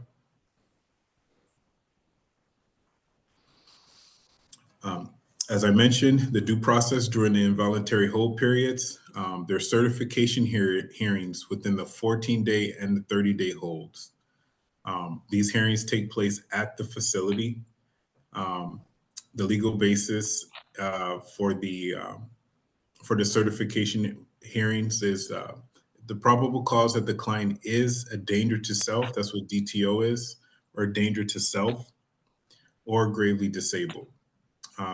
At these certification hearings, a patient's rights representative and a hospital personnel attend these hearings.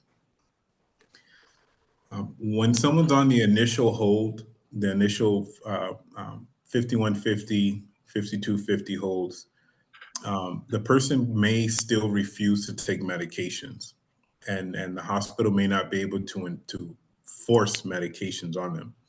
In that situation, the hospital can file what's called a REIS petition. And that's a petition that the hospital can file in order to get authority to involuntarily medicate the client. Again, while the person's on a temporary conservatorship, when our office is appointed as a temporary conservator, we do not get full medication powers. In order to involuntarily medicate, a REIS petition has to be filed showing to the court that this person would benefit from involuntary medications. There's also the judicial review hearing, which is also known as a writ hearing, writ of habeas corpus hearing. That hearing takes place usually during the 14-day period. And there is, I believe there's a commissioner that goes out to the facility. And it's that individual's opportunity to convince that commissioner whether or not they should remain on the 14-day hold. It's just one of the additional protections put in place for individuals that are subject to the 5150 hold periods. Next slide.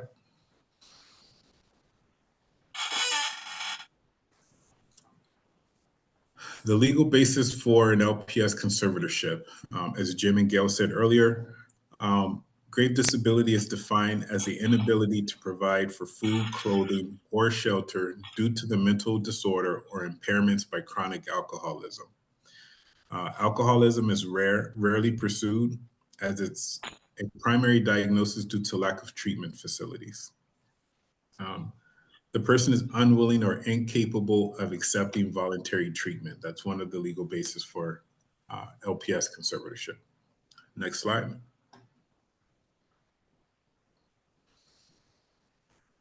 A temporary conservatorship.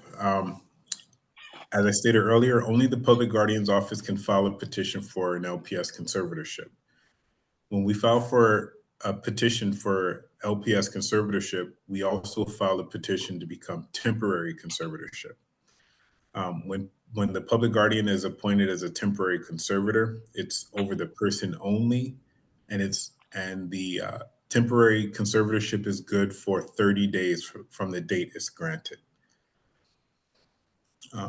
The LPS hearing, the permanent hearing, is usually completed before the end of the 30-day temporary conservatorship period. While a person is on a temporary conservatorship, that's when the LPS investigation is completed by my office.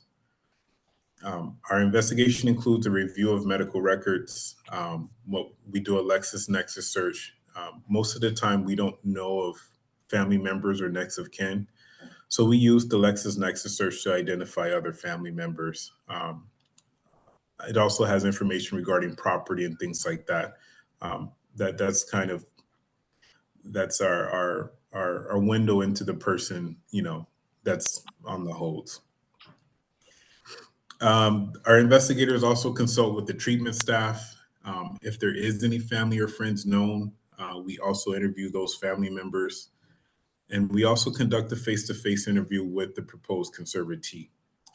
That interview is to speak to the client to see what their plans are for taking care of themselves, instead of us petitioning for a conservatorship. For example, if a person is able to tell us that they know their medications, they have a plan of taking care of themselves after they're out, after they're released from the hospital, we'll take that into account. But we also check with the treatment staff, family members, to also kind of figure out if that story is, or that plan is viable or not. And if the plan is not viable, then our office would submit a comprehensive report to the court recommending the conservatorship. Next slide. Outpatient conservatorship programs. There's the home team, the Homeless Outreach Mobile Engagement Team. Latina Jackson will be speaking more detailed about that program.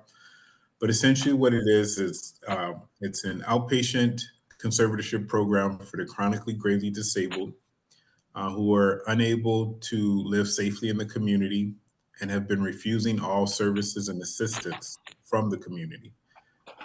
The goal of our outpatient program is that there's no acute hospitalization completed unless it's for stabilization. And the placement of someone on the outpatient conservatorship program is usually in the community with the assistance of full service partner services. Next slide.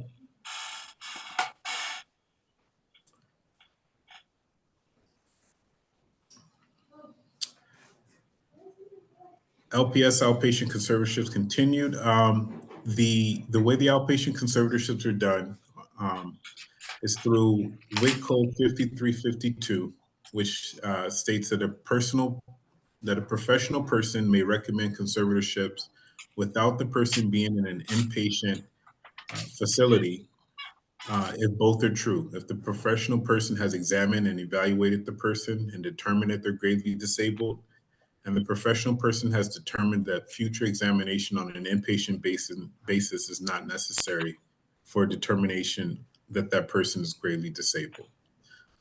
Those outpatient doctors are also designated by the county to refer for LPS conservatorship.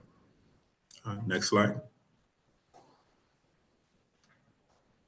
The home team submits an application for the LPS conservatorship or the referral. We conduct the investigation as if they were in an inpatient setting.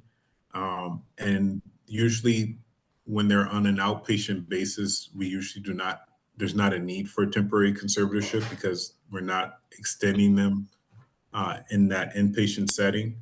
But there has been some instances where a TCON has been used to help get them into an inpatient to help stabilize them. Next slide. I kind of covered that first bullet point there. With our home team cases, we have needed to file the REASE petition in order to get medication powers to also help stabilize the individuals in the community. Go ahead, next slide.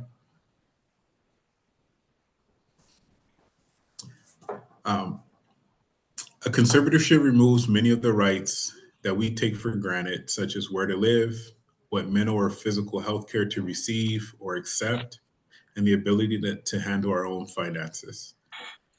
Before a conservatorship is established, all viable, suitable alternatives to a conservatorship must be investigated and tried before PG can petition or recommend becoming conservator.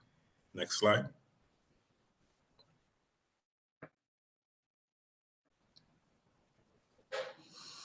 Alternatives to conservatorship, the person is not gravely disabled, meaning that they're able to avail themselves to food, clothing, or shelter, provide a suitable plan for self-care.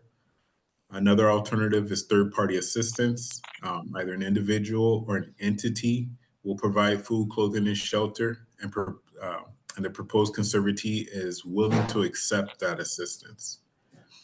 Another alternative is that the person voluntarily accepts mental health treatment on their own, or when it's offered.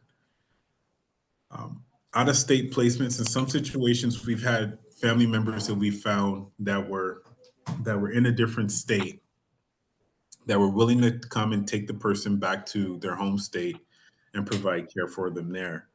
In that situation, their conservatorship would not be appropriate because the LPS conservatorship powers are only good in the state of California.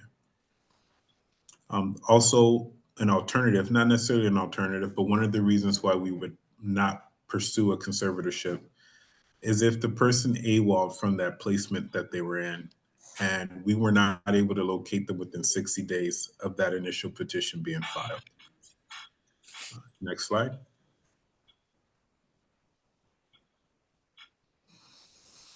In an LPS conservatorship, the psychiatric testimony is needed to establish grave disability. We rely on the doctors that are treating the individuals at the facility to provide the clinical testimony to support filing that petition and support the opinion of being gravely disabled. The legal burden of proof is beyond a reasonable doubt. That's the same burden of proof that you have in criminal cases, even though this is a civil matter. Next slide.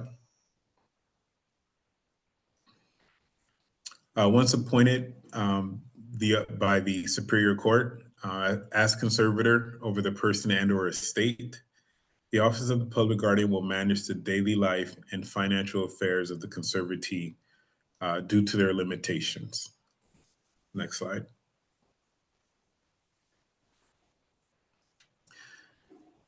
LPS full conservatorship powers and responsibilities. These are all of the authorities that the court grants to a conservator or someone appointed over someone as an LPS conservator. The court gives the conservator the authorities to place in an appropriate level of care that meets the client's needs and address the conditions that cause them to be gravely disabled. In some cases, it may be an IMD facility where that individual is under 24/7 supervision. In IMD facilities, they also administer medication. Also, food is provided, clothing to an extent. Most of the clothing at the IMD levels of care are through donations. We receive what's called Power 4, 5, 6, and 7. Those are the powers that authorizes us to place individuals in the various levels of care. The court also authorizes the public, through the appointment of a conservator, the court authorizes the public guardian to use psychotropic medication or to consent to psychotropic medications to manage that person's mental health symptoms. As Gail mentioned earlier, we oftentimes will ask for a medication review when we see that one of our conservatees may not be, doing well, or if they appear to be over medicated. We'll ask the doctor to do a medication review and have further discussions with the doctors to see if there's any alternative medications we can use to kind of help that individual, while they're in that inpatient setting. We do not want our clients over medicated and, for lack of better terms, sedated to the point where they're not really functioning in the IMDs. The court also gives an LPS conservator limited medical consent authorities. It's called Power 12. Under an LPS conservatorship, the court an LPS conservatorship does not allow us to consent to invasive procedures. The court will give us some medical consent authorities to do things such as to provide insulin for individuals that may have diabetes, to do blood draws for some of the medications. Some of the psych meds do require blood draws to check their levels. But with an LPS conservatorship, the conservator cannot consent to anything invasive, such as like a dental, pulling a tooth or surgeries or things like that. The LPS conservatorship is primarily for mental health treatment. The conservator is also given estate powers. Most of our LPS clients are on public benefits, but the court does give us the authority to manage the person's funds in their estate. Next slide. The duration of an LPS conservatorship, they last for 1 year, but they may be renewed at the end of each year. Prior to the expiration of the conservatorship, the treating doctor will evaluate the person to determine if they still meet the criteria and still would benefit from a conservatorship. If that doctor feels that they do, they would notify the public guardian's office, and we will file a petition to extend that conservatorship an additional year. For private conservators, those petitions are filed on their own. Next slide.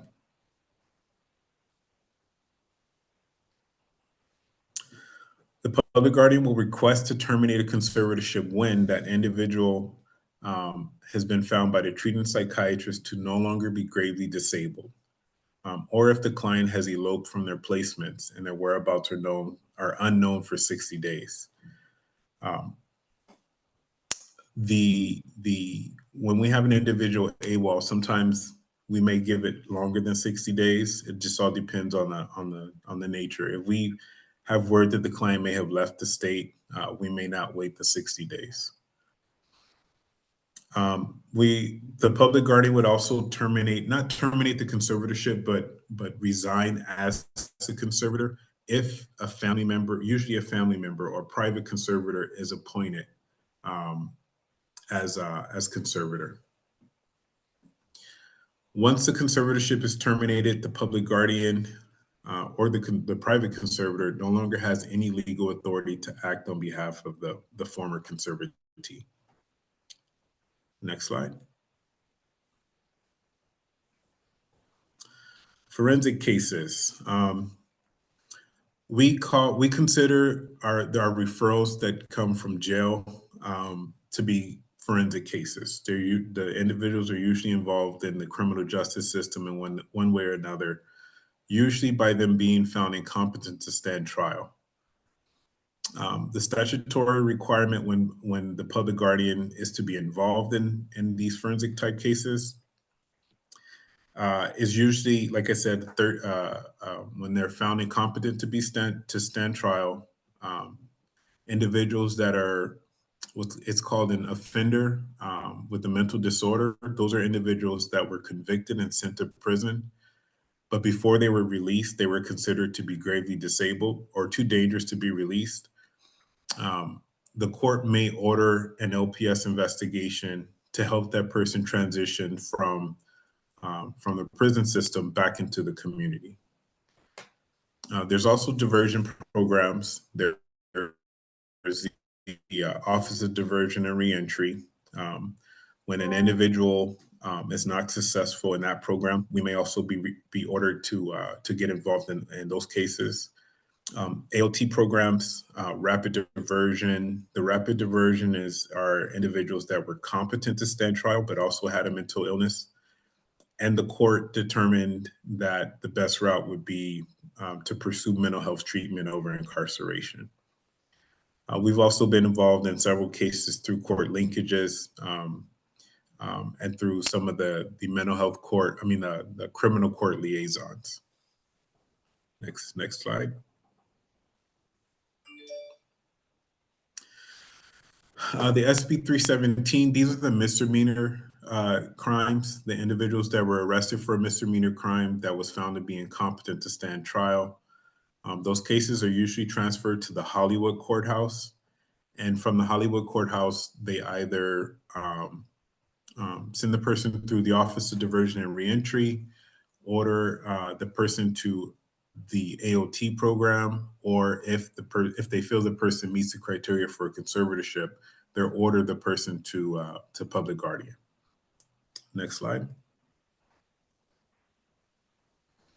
the felony incompetent to stand trial cases. There's a declaration of doubt over that person's competency to move forward with those felony charges. These individuals are usually sent to the state hospital. The state hospital has an extremely long wait list. So there's been other programs that have come about.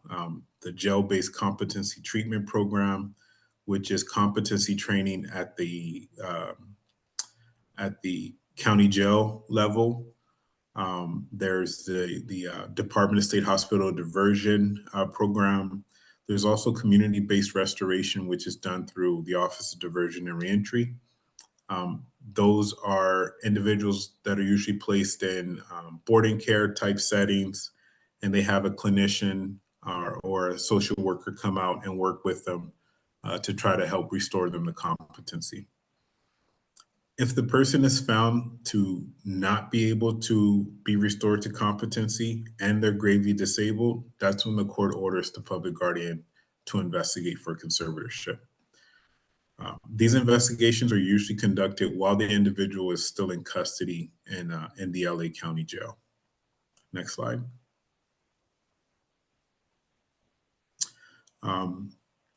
Again, I said that was going to be a quick overview. There's a lot more to it. This could probably be an 8-hour training, but just try to touch on all the hot parts of public guardian's office. But this slide here is the Norwalk Courthouse. This is where all the LPS conservatorships cases are heard. And like Gail and Jim said, the presiding judge now is Judge Scott Herron. The courthouse is now open after COVID. So if family members do want to attend the hearing, they can. But this courtroom has utilized WebEx a lot to allow families to participate in the in their loved ones' hearings. Next slide. This is the Office of the Public Guardians. This is our contact information. I'm the Assistant Division Chief over the LPS investigation piece. Marie Guillaume is the Assistant Division Chief over the caseload. That's when we are appointed as conservator. Her section of the office handles the day-to-day operations of the case. And our current acting director is Louis Leyva. All right, next slide. And that's it. I think that was the end. I'll stick around for the 4:30 Q&A.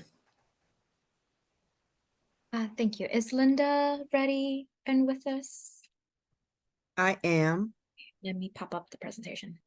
And then there is a slide on Care Court, I believe, that probably was a part of Andre's. Yeah, Yeah. Oh, you did? Did you delete it? Yeah, I took it out. I knew you would be able to help okay. out, and I can jump in as well with That's my fine. knowledge. That's fine. And then, do you want to there was a question I was going to ask you. Don't get old, Andre, because then you forget everything. I'll if I remember it, I'll ask you. But look at that. There is one question in the chat that I did not answer that maybe you could answer about people. How can someone AWOL from it if they're conserved? So I don't know if you want to take a sec. Well, I guess we'll wait till later, but if you want to answer that in the chat. Good afternoon, everyone. My name is Linda Boyd. I'm the program manager with the Assisted Outpatient Treatment Program, which is also known as Laura's Law. And your faces are all wonderful and they're blocking the slides. Before we go into Laura's Law, and I don't know, could you make that just a little smaller or am I missing something? Because I can't read the whole slide. Araceli. Oh, I see. Does everybody see the whole slide or is it just me? Thank you. Oh, this one? Okay. Yeah, that's better. But before I do that, let me go a little into Care Court, and we can talk about it more later if you want to do that. But it's very, very similar to AOT, and there is information about Care Court at the DMH website.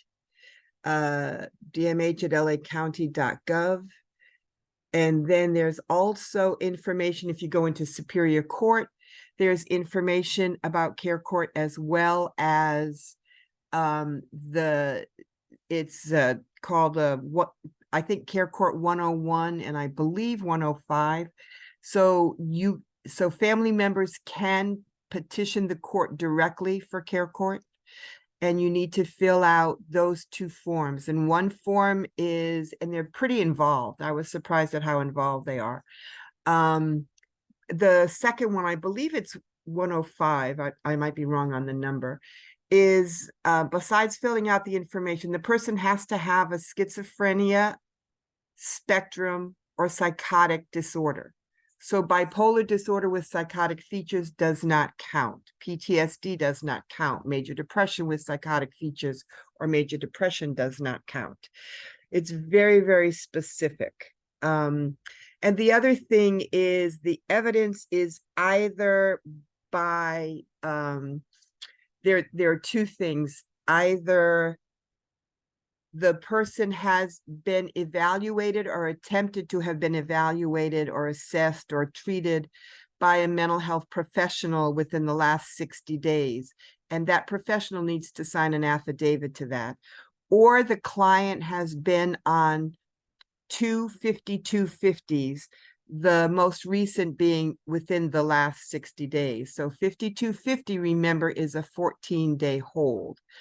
And the statute says everywhere I've seen it, including on the Care Court 105, it says intensive treatment as evidenced by Welfare and Institution Code 5250. So it's looking specifically for 5250. There is no hospitalization, ability to hospitalize there from the court. There is no involuntary medication. And the other thing that I think is important is that I guess at one point in the law, it said that if people did not, if people failed in Care Court, that they then could be referred to the public guardian for conservatorship. That got changed. So what it says in the law now is if someone is applying for conservatorship on a client, let me call it a client's behalf, and the client has failed Care Court within 6 months of that referral to the public guardian, the public guardian can consider that failure in Care Court if it has occurred within the last 6 months. Let me say that right now, and Care Court in LA County starts December 1st. For those of you in Riverside County and Orange County, San Diego County, they started October 1st. There's not been huge numbers of petitions. Once the petition is filed, if the judge feels like the petition, if the judge is reviewing the petitions feel like they have merit, they send it to the Department of Mental Health or Behavioral Health, depending what you call it in your county, for them to investigate. And then there is a court process, which I can go into more in detail, but it's very, very similar to AOT. So there've been maybe 50 or so referrals to the departments of mental health statewide. So we thought that people would be banging the doors down, filing petitions. That has not happened yet, which doesn't mean it won't later, but as of right now, it has not happened yet. So then let me talk a little about Laura's Law, and when there are some things that are very similar, I will, with Care Court, I will point that out. So Laura's Law, or assisted outpatient treatment, was named after Laura Wilcox, who was a young woman who would intern at the local mental health center in Nevada County during her breaks from college. So she was on a winter break and she was volunteering at the local mental health center when a young man who was non-compliant with treatment came into the mental health center, and he killed Laura and I believe injured someone else, then went to a restaurant, killed the manager, and injured a couple of people there. Laura's parents fought for treatment for those folks who are non-compliant with treatment. So Assemblywoman Thompson authorized the bill 1421 in, I believe, 2001, which in 2002, which established AOT. It also, just of note, established other things, including 5150.05, which says that if you are looking to 5150 someone, you shall consider history. If you believe that the history is relevant to what you're doing and that the person giving you that information is critical. And we all know, especially with law enforcement, but sometimes with mental health professionals as well, when they were going out, law enforcement often treats evaluating for 5150 like a misdemeanor. And for a misdemeanor, the officer has to witness the behavior. With this, with the advent of Assembly Bill 1421 and the addition of 5150.05, and also I believe it's Senate Bill 1194, it establishes that law enforcement mental health professionals, anyone evaluating for 5150 shall, not may, not you could think about it, shall consider history if they believe it is relevant and the person doing it is credible. Now, that doesn't mean that 6 months ago, my loved one did something and I want them hospitalized now. It doesn't have to be immediate, like right this minute, but it cannot be so far away because it seems like the client has done well for those 6 months. So it can't be that far away, but definitely they can consider history. Next slide, please. So AOT serves people who have a mental illness, who are seriously mental ill and at risk of deterioration or being hospitalized on a 5150 as a result of their non-compliance with mental health treatment. And so we will get into this a little more, but we outreach those individuals voluntarily to try and get them into a full service partnership or into an enriched residential services called an ERS. And enriched residential services is sort of, I think of it sort of as a one-stop shop where they have psychiatry, therapy, case management, and groups and things all in one place. There are some ERSs that use boarding cares where the folks come into that boarding care, but the 4 ERSs that AOT uses are Percy Village, Telecare, SSG. So there's 4 homes, 3 providers. Next slide, please. So if the person is non-compliant with treatment, we may petition the court to ask the court to mandate treatment, psychiatric treatment. And that again is either to a full service partnership or an enriched residential services bed. So when the program started, it really did expand our interagency collaboration. So now we've always collaborated with law enforcement, but we're collaborating much more with courts, county council, public defender, and we have collaborated with patients' rights. So that sort of continues. Next slide, please. These still are a little big, so hopefully I can remember all of these. So who can you make them just a little smaller, Araceli, or is it just me? So who can refer to AOT? So I'm sorry, what are the criteria for AOT? Someone needs to be 18 years of age or older. So it's for adults only. Unfortunately, it's not for adolescents or for children. Someone who has a serious mental illness, and a serious mental illness for AOT is defined as a treatable any treatable illness that's in the DSM-5 TR. It's usually the most recent version of the DSM, which is the Diagnostic Statistical Manual. And so it is the latest edition, which now is the DSM-5 TR. So any treatable mental illness. So dementia wouldn't count because even with treatment, folks, unfortunately, their mental health is not going to improve. Some of our developmental disabilities don't count. However, if folks have a developmental disability and a mental illness, we can treat the mental illness and they would qualify for AOT.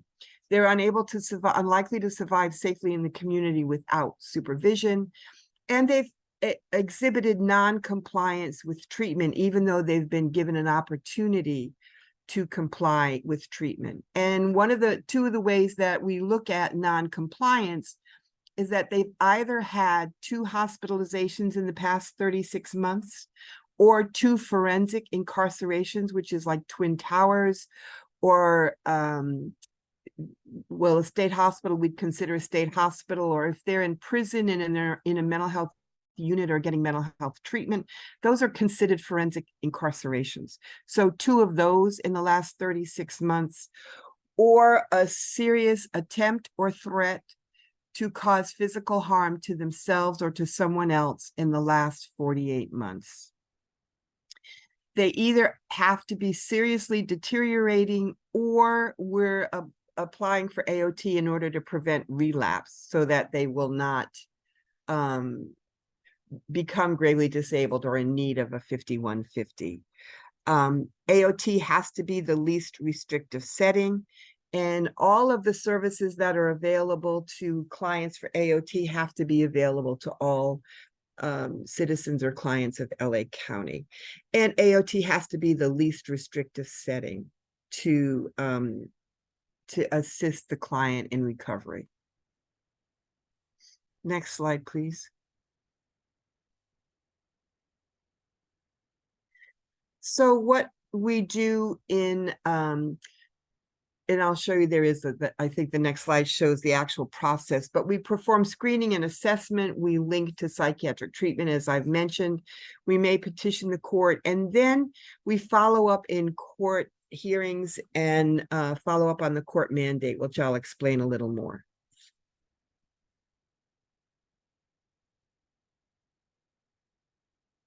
And then if you can just hit these. So who can apply or refer for AOT?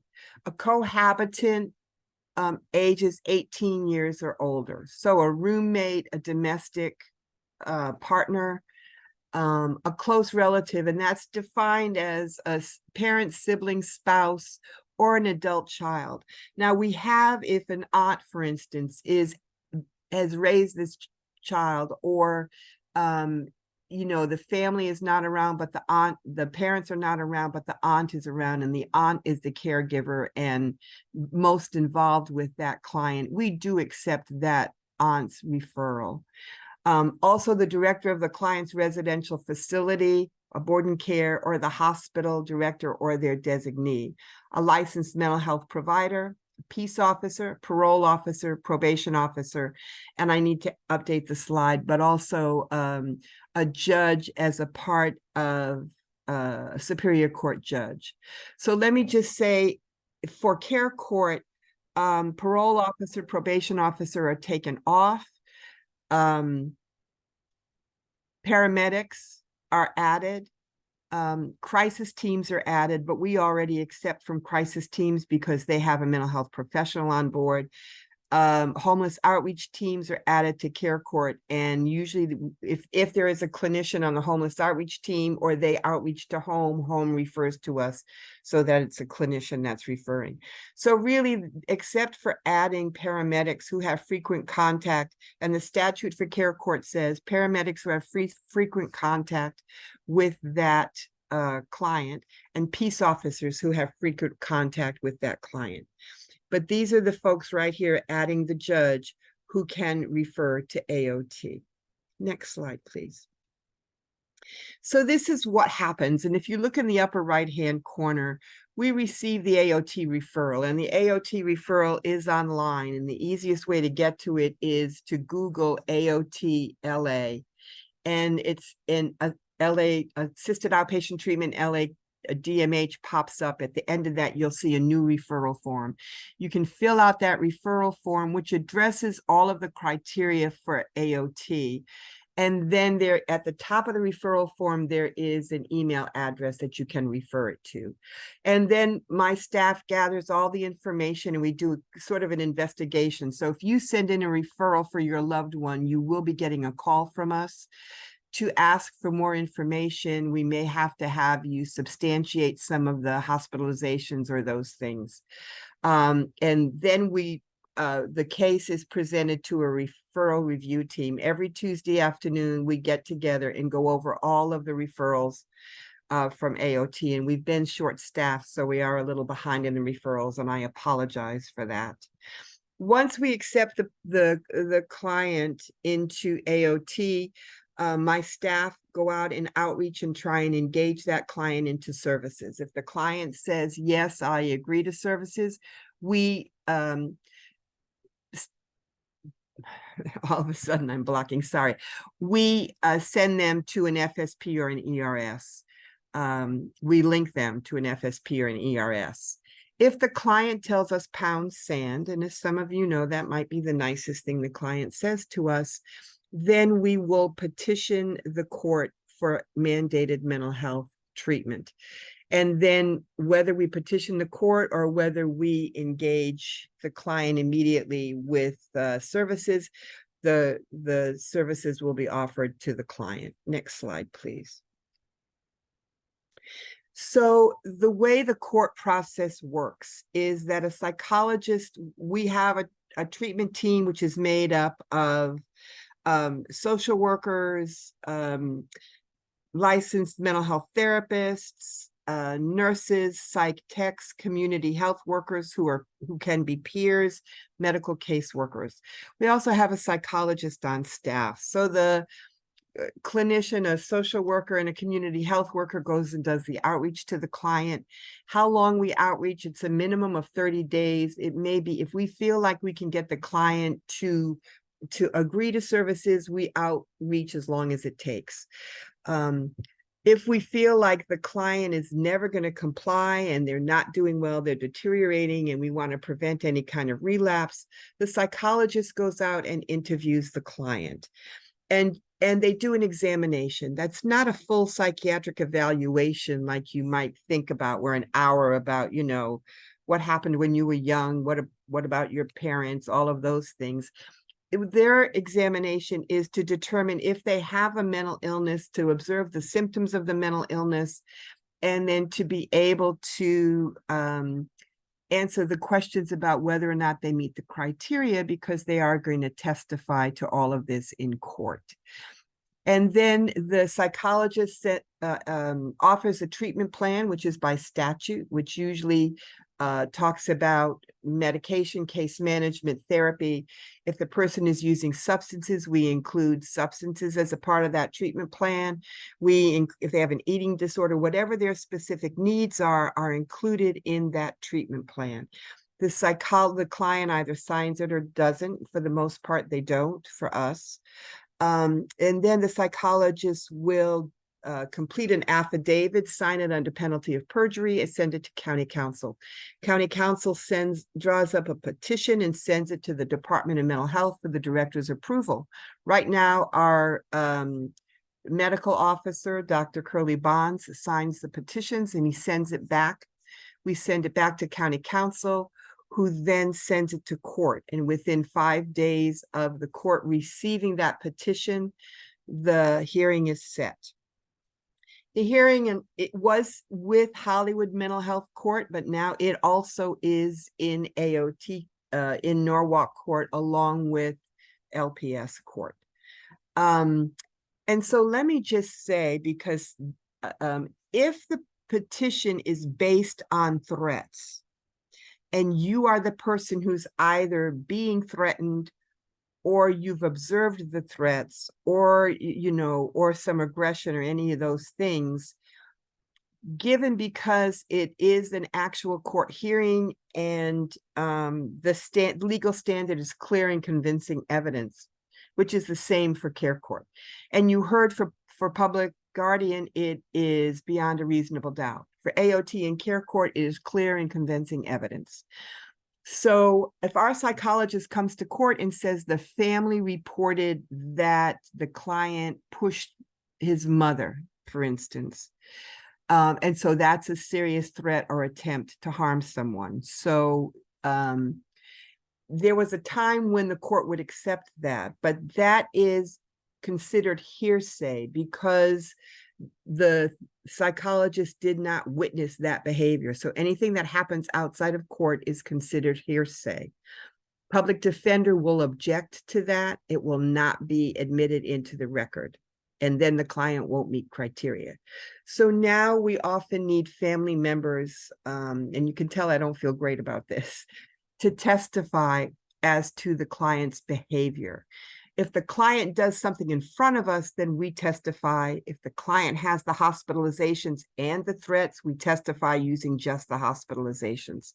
However, if it's just based on threats, we will need the witness or the victim's testimony. If, and it does happen that family members feel very apprehensive about testifying in open court, not, I don't want to say open court, it's closed court, but it's in front of the client, then what our county counsel will do is he will talk to you, get a written statement. He will write up a statement based on your discussion on the phone. He will then present that to the public defender. The public defender will vet that, and if she believes that it's truthful, then they submit that. And I've never seen her not agree that this is truthful. And she could always call you and discuss it with you herself. Then they submit that written testimony to the judge, who enters it into the hearing without you having to testify. And we have done that on occasion.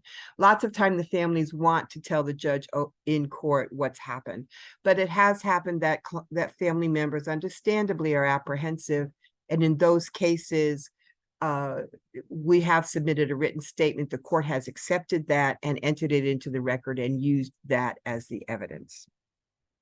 So it's a regular court hearing, much as was described by the public defender. It's the same thing. County counsel goes through the questions under oath. The psychologist testifies to the 7 criteria of AOT and why they believe this person meets AOT criteria. The public defender can cross-examine, and then the client, if there are witnesses, if we have family members and folks who witness violence and that was our criteria, then they testify as well. And they may be cross-examined, or if they're submitting a letter, they're not cross-examined. And then the client has a chance to speak and say what they want to say. Public defender asks them questions. County counsel has the right to cross-examine. He doesn't usually cross-examine the clients, but he does have that right. And then the judge makes a decision as to whether we've met our burden by clear and convincing evidence that the client meets AOT criteria. Next slide, please. So I've sort of explained this. Knock on wood, we've lost very few cases. Most of the time the client does, the court agrees that the client meets AOT criteria and AOT is ordered. Now, one of the things that can happen before the hearing is that the public defender and the public defender's office in LA County has a licensed clinical social worker assigned to every, I don't know if it's every public defender, but certainly every division. And so our public defender for AOT has a licensed social worker assigned to her. And together they go out to see every client before the client is petitioned. So they are in the field and they do go to the client's home or homeless encampment, wherever the client is where they go to see the client. And they talk to the client and they offer the client what is called a settlement agreement. And that says that, yes, I don't want to go through a hearing. I will accept AOT. They're under the same court order as someone who's gone through the hearing that I just described. But they sign a paper saying, I agree to comply with this treatment. We present it to the judge. The public defender presents it to the judge. The judge usually reads it to the client or discusses with the client. You understand what you're signing and you agree to this. Client generally says yes, and the judge orders mandated treatment. For AOT, mandated treatment is in 6-month increments. We can repetition at the end of 6 months, but it is every 6 months. And once the judge rules that the person is court ordered, there are progress reports that take place. There is no mandatory involuntary. The judge talks to the clients about medication. He encourages clients to take medication. There is no involuntary medication in AOT. Next slide, please. And so I'm having trouble reading this part.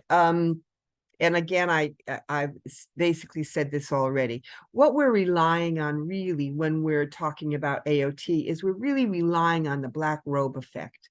So if someone respects the law, respects the judge, AOT can work incredibly well. If folks have been arrested time after time and the judge has ordered things for them and they've never, ever complied and they don't really respect the law either because of their mental illness or substance use, or they just don't respect the law, then in all honesty, it doesn't work so well. So we really do rely on the black robe effect in order to get the outcome that we're all hoping for our clients. Next slide, please.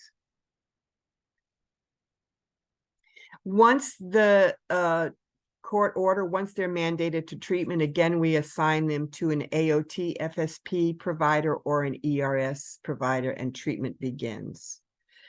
And then progress reports are set. And sometimes those are based, the law says within every 60 days, but we see clients usually more frequently than that. If they're doing very well and complying with everything, we may see them every 3 weeks, once a month. If they're not doing well, we see them more frequently. Again, for us also, it is on WebEx. Clients do have the option of coming to court. Most of the time, they prefer to come on WebEx for their appearances. Next slide, please. So this just sort of gives involuntary treatment, conservatorship, jail diversion, IMDs, or jail are the most restrictive forms of treatment that we have. Voluntary outpatient services, a clinic, those kinds of things are the least restrictive. And then if you can hit it again, RSL, yeah, and then this just shows you where in the spectrum AOT fits.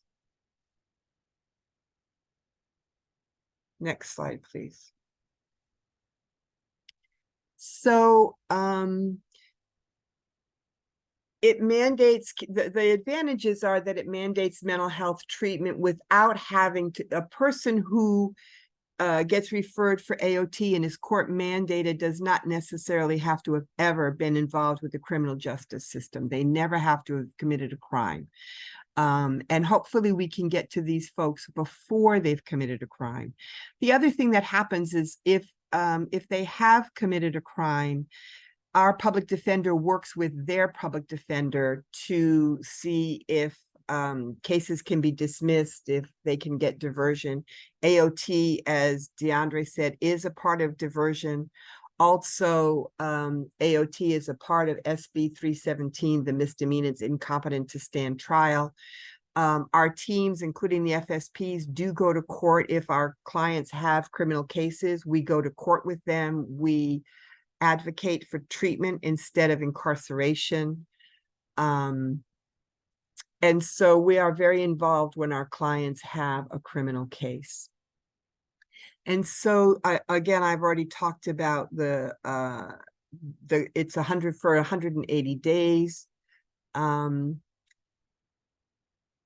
other thing, the two things that we have that is different than Care Court and in some of the other programs. If you go, I believe, to the next slide. You can go back. This isn't. So let me talk a little about the 5346F. There are two times when we can hospitalize a client as a part of AOT. So the law says that the psychologist, whoever is testifying, and it has to be a licensed mental health professional who is testifying in court, that the person testifying has to have examined that client. So if we have a client who doesn't open the door, if we have a client who always just says no thank you, if we have a client who won't come out of their room, we cannot on our own discern that that client has a mental health diagnosis. We review the history, we review the charts, we've talked to family, we know the person has a mental illness, but we have to be able to substantiate that we have seen that client and assessed that client, examined that client. And within 10 days of that examination and offering that treatment plan is when the affidavit is submitted to the court. If we have not been able to examine that client, but we feel that that client does meet AOT criteria, we let the judge know.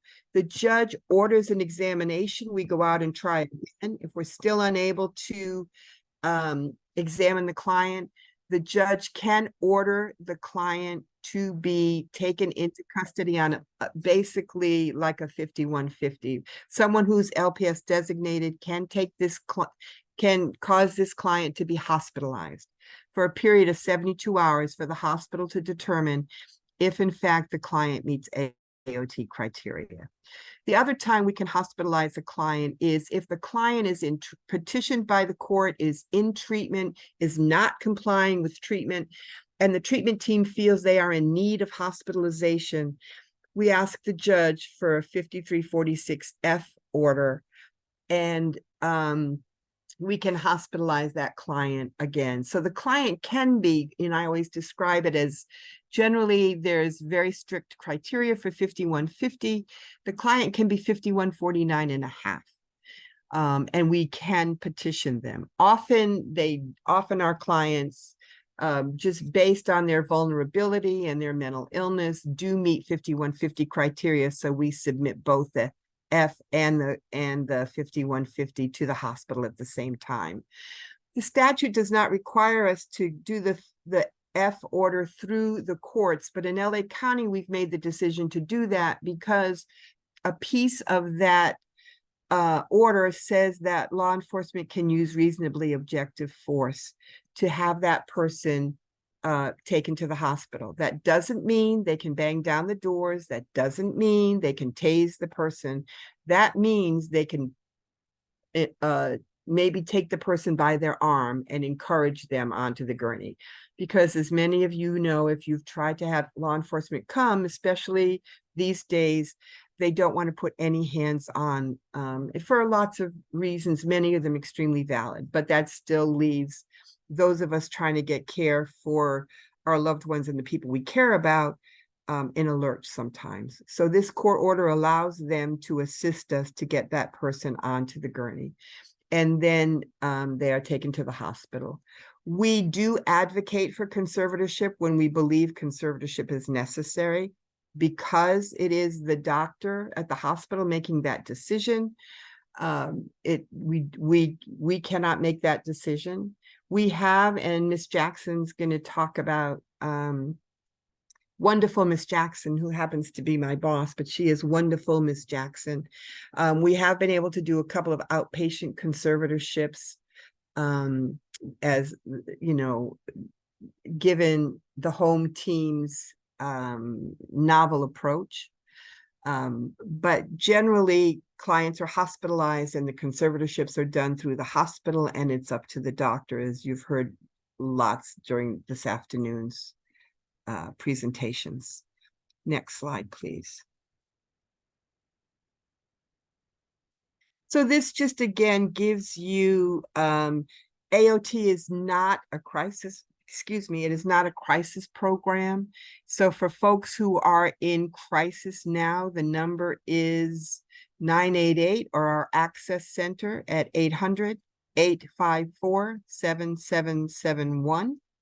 And at the top, you'll see that folks who are compliant with treatment will not qualify for AOT. So let me just say for a second, we often get referrals from full service partnerships, which say, or sometimes from family members that say, you know, my daughter or son will see the psychiatrist, but they won't get any other treatment and they need a higher level of care.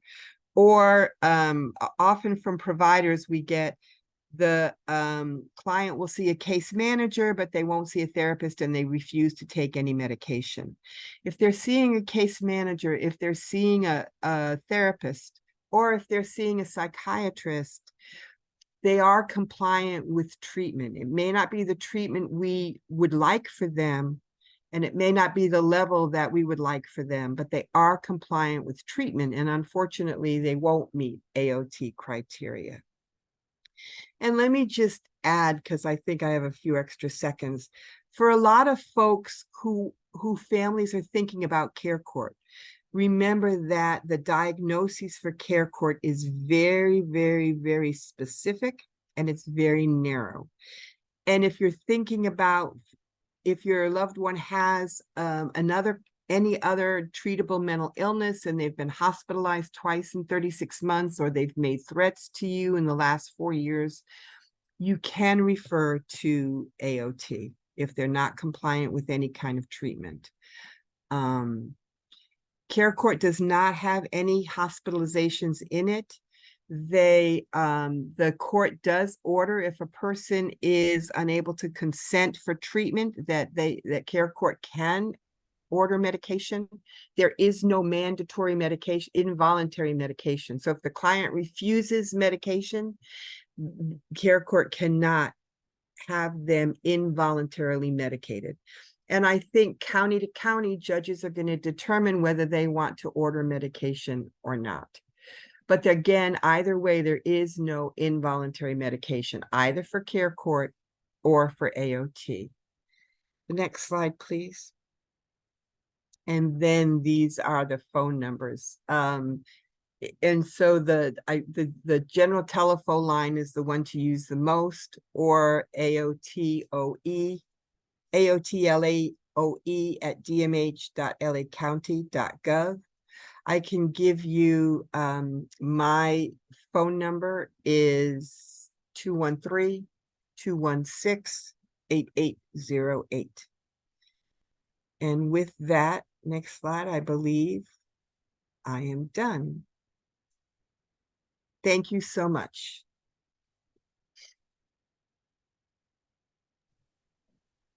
Thank you, Linda. I appreciate it. You did a great job. You really covered a lot, especially on care court. That's helpful. Did you hear me? Yes, thank you. Oh, okay. I didn't know I had unmuted. Oh, no, I was looking at the chat. Thank you. Okay. We All have right. a speaker. Yes. Yes, Latina. Oh, she's muted, or I can't. Is she here? Yes, she's I'm here. here. I'm here. Oh, okay. I'm here.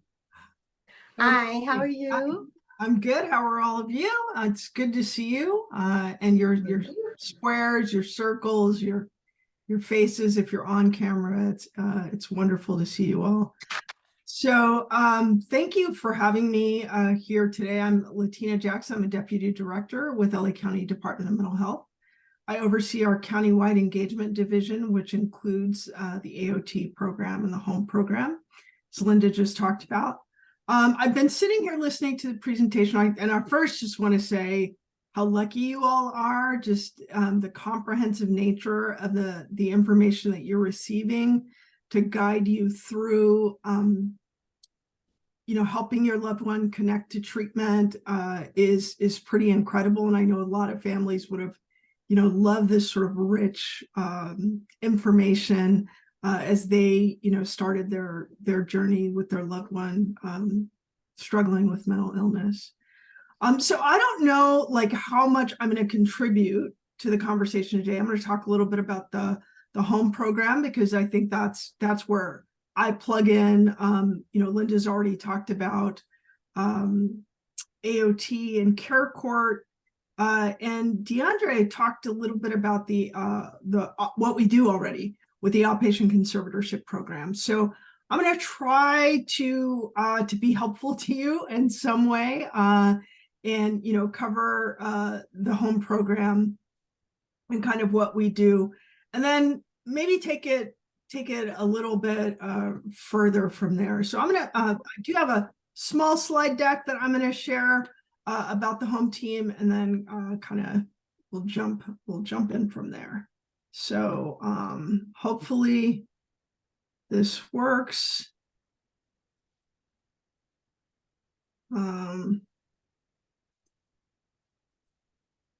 Okay.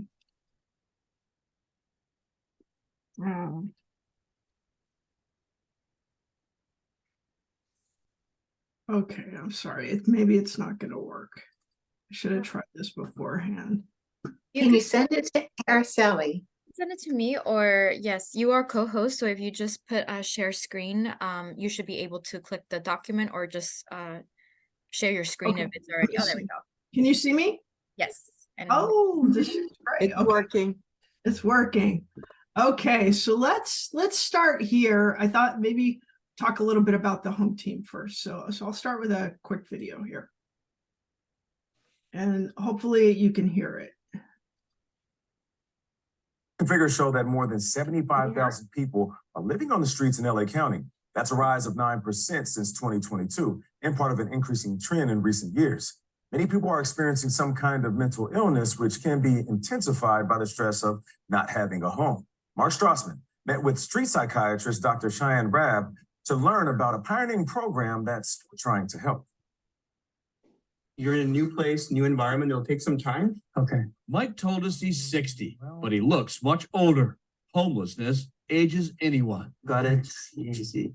He has spent the last 20 years living outdoors, a gentle, troubled loner hiding in plain sight until now, his first day at this LA care facility. What do you think? Oh, not bad. Yeah. When's the last time you had a bed? I cannot remember. Not A long. long time ago, maybe 15 years or something. 15 years. Wow. Mike's Lifeline, a program with LA County's Department of Mental Health called the Home Team. It flips the established treatment route on its head. Hey, you guys ready to huddle? Yeah, let's do it. Mark, you got the meds? Yeah. Rather than wait for homeless patients to drift in, psychiatrists like Dr. Cheyenne Rabb hit the streets looking for people in need of help. Mike was introduced to me by the home team outreach staff, and they noticed him in out in the distance, almost looking like he really needed some help. Almost like he was waiting for you to show up. Almost like he was waiting for us to show up. You have a nice little view. Rabb says traditional mental health programs typically fail people struggling with homelessness. But what's your goal? If you're working with severe mental illness and you're working with chronic homelessness, treatment and housing need to be done simultaneously. One thing I always appreciated the music of Skid Row. It's always popping. Take the city's infamous Skid Row, east of downtown, a landmark of squalor since the late 19th century. Every once in a while, people in interim housing, they make a rapid turn. The bond with the team gets better. They start trusting us. Rabb treats his street patients here or wherever they live, even those with no fixed address. People who are homeless can have physical health conditions, mental health conditions, psychosocial needs that if they're not regularly seen, their needs could be neglected for a long time. So how persistent are you? Relentless. We are showing up every day because homelessness can result in an early death. Marla is another client who got help. A bit lost. Lost and living on LA streets the last 5 years. My self-worth wasn't that big. And I really didn't know who I was going to turn to. With help, Marla's moving into sheltered housing on the day we met her. A safe space, and it's all hers. I feel that new promises are going to happen down the road. Mike's found more than just hope with his improved living situation. So we have a special visitor here who wants to say hello. Dr. Rabb tracked down Mike's estranged brother, Vikram. Vikram told us when he got that call, he thought Dr. Rab was going to tell him his brother Mike had died. Relieved to know he's. The city's homeless residents who are fighting mental illness can find help, because now help finds them. For CBS Mornings, Mark Strassman, Los Angeles. All right. You've got a subscription for streaming movies, music, Hold on one and maybe even second. one for food. A plan from HomeServe. Okay, so I'm gonna move into a little bit of a presentation. You can still see me, right? Am I still sharing? Yes. Yes. Okay, wonderful. Okay, so I'm gonna just talk a little bit about the home team and then kind of take it from there. So the home team is part of our countywide engagement division, and that is the division that I oversee for the Department of Mental Health. The engagement division is designed for specialty populations with severe mental illness who are disengaged from treatment. While some programs are dedicated to serving people experiencing homelessness, like the home team, which I'll talk about, we have one exception. There's a women's well-being program that's really designed for people that are a little bit further along on their recovery journey. But basically, programs within the division are really about serving individuals that are experiencing a higher degree of distress and disengage from treatment, and trying to bring them into the fold of treatment, whether they're there had been some arrest that caused them to end up in Twin Towers or the women's jail, CRDF, that has a nexus to their mental illness, or like Linda was talking about, persons disengaged from treatment and engaged in threats and that kind of thing. That's what our division is all about. So home serves unsheltered. That's our current landscape of what we do. We currently have 9 multidisciplinary teams, and when I say 9 teams, I'm not talking about pairs. I'm talking about full-fledged teams. So that consists of psychiatry, nurse practitioners, substance abuse counselors, medical caseworkers, clinicians, the whole cadre, peers. We were 9 teams. We recently expanded to 16 teams in fiscal year 23-24. So we're very excited about that, the capacity to serve more individuals in LA County. So what's the criteria to become a home client? Serious mental illness, experiencing unsheltered homelessness, and significant functional impairment due to that severe mental illness, and unwilling or unable to engage in voluntary treatment. Now, I listed here the email address for home.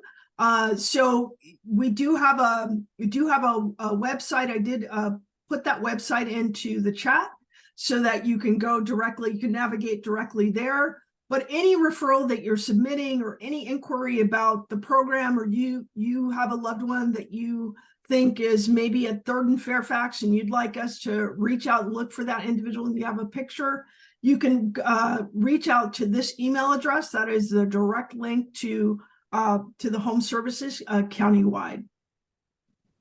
So what do we provide? We provide outreach and engagement, assessment services. So that's really kind of a diagnostic. When I say assessment, I'm talking about like a diagnostic formulation. Does this person have bipolar disorder, schizophrenia, schizoaffective disorder? That's what I mean by assessment. We provide intensive case management, which I'll get back to, rehabilitation services, medication support, crisis intervention, peer support. And as DeAndre and Linda referred to earlier, if an individual is not responding to all offers of services, like Dr. Rab just said, like we are relentless. We offer everything and the kitchen sink. And if the person is absolutely not engaged and unwilling to engage and is deteriorating, the home team psychiatrists, of which we have 8 and 2 supervising psychiatrists, can petition or submit an application to the Office of the Public Guardian to request that that individual be considered for conservatorship.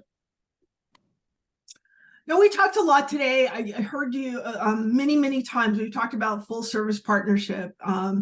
And, you know, I think sometimes for family members, it must be really confusing, right? Like, do I do AOT or do I do care court or do I do home or do I do full service partnership? What is the best kind of thing for my loved one? And the one thing that I'm hoping to communicate to all of you is like full service partnership is considered like the gold standard in mental health care in LA County. The caseload ratios are very small. So instead of like in an outpatient clinic where you might have a clinician that has a caseload of, say, they're one person and they have 100 people that they're responsible for, and full service partnership, we shoot for a caseload of 10 to 1. And it's full service as it implies that that team is available to that person in the field. They go out, they see the individual in their home, on the street, in the board and care, wherever they are. And they're also available to that individual for acute, like psychiatric crisis, to assess whether or not that person needs to go to a hospital. So what I want to say about the full service partnership, because you've heard it a lot and you've heard about all these other programs, that the full service partnership is kind of like a clinical endpoint. That's where we want to get that person so they have ongoing care. And there are lots of routes to get there, right? So like, say you're driving to Santa Monica Pier, right? Like that's where you want to spend the day for the day. You could drive there in a Honda, you could drive there in a Lexus, you could drive there in a BMW, all kinds of ways you could drive there, you could bicycle there. But at the end of the day, you're going to the Santa Monica Pier. And so the same is true when we talk about AOT or home or care court, right? Or even outpatient or from the hospital. We want to get the person to a full service partnership so that they can receive that kind of wraparound care, if that makes sense, right? That is the goal. And there are all sorts of ways to get there. And all sorts of ways might be, to petition the court, it might be LPS conservatorship, all sorts of ways. But ultimately, we want to get that person that kind of intensive level of care. Another clinical endpoint might be a subacute facility, also referred to as an IMD or an Institute for Mental Disease. And that is a locked facility. And as Linda wrote in the chat, that facility is considered less acute than a hospital, right? So hospital, if I'm on a 5150, that's considered a higher standard of care because that's an acute situation, right? So a subacute facility might be a clinical endpoint for somebody who, for a variety of reasons may not be able to live in the community, and it's deemed appropriate that they be in a locked facility under LPS conservatorship. Then we have enriched residential care and services, which Gail talked a little bit about. We have permanent supportive housing, which is housing with supports attached to it. So a person might be in an apartment setting and they have clinical support attached to it. They might be living with family and receiving full service partnership care, or they might be in independent living and receiving full partnership or shared housing. The point of the home team is to get a person to a clinical input in the least restrictive setting possible. And you've heard that throughout this presentation, right? When we're engaged in a conservatorship, you really are stripping a person of their rights. So we want to try everything we possibly can before that. And even when conservatorship is deemed necessary by the home team, we still try to figure out, like, can we place this person in a setting that, yes, we have rights over the person, right? Like, so we can make sure that they take their medication, we can make sure that they're in an appropriate living situation, all of those things. But can we strive for a living setting that isn't locked? And whenever possible, we try very much to do that. So I'm going to stop sharing there and then just kind of open it up a little bit. That's basically kind of what the home team does. We do conservatorship not in a hospital setting. We do it on an outpatient basis. Conservatorship does not require that somebody's in a hospital, and that's basically why the county, the Board of Supervisors authorized the home team to engage in a pilot in 2020 to begin doing a conservatorship on an outpatient basis, because the statute doesn't require it to be done inpatient. It really has become kind of the way that we do it in LA County and the way that we do in the state for a variety of reasons, right? Because if you're saying a person is gravely disabled, then how are you also kind of letting them not be in a situation where they're supervised, right? So, you know, that's kind of how we work in the home team. I want to say just, you know, again, like I felt like as I was listening, there was so much rich information. Like I kept thinking, like, what am I going to contribute to this? Like, I don't know how can I help? So what I will say is I am, yes, I am a deputy. I'm with the Department of Mental Health. I am a licensed clinical social worker. I also come from a family that was impacted or is impacted by severe mental illness. My mother had bipolar disorder and unfortunately lost her life to that battle when I was very young. My sister has bipolar disorder. Many of my nieces and nephews have bipolar disorder, and I am also a person living with bipolar disorder. So, and I've had many bout of, you know, serious episodes, and have, you know, it took me a while, I will say, to come to terms with my illness. And I think for me, it's a blessing to be in this situation, in this position, because it's not only like having that professional understanding, but it's also having that kind of lived understanding and helping families kind of walk through this quandary of this massive department that we're in and helping them get connected.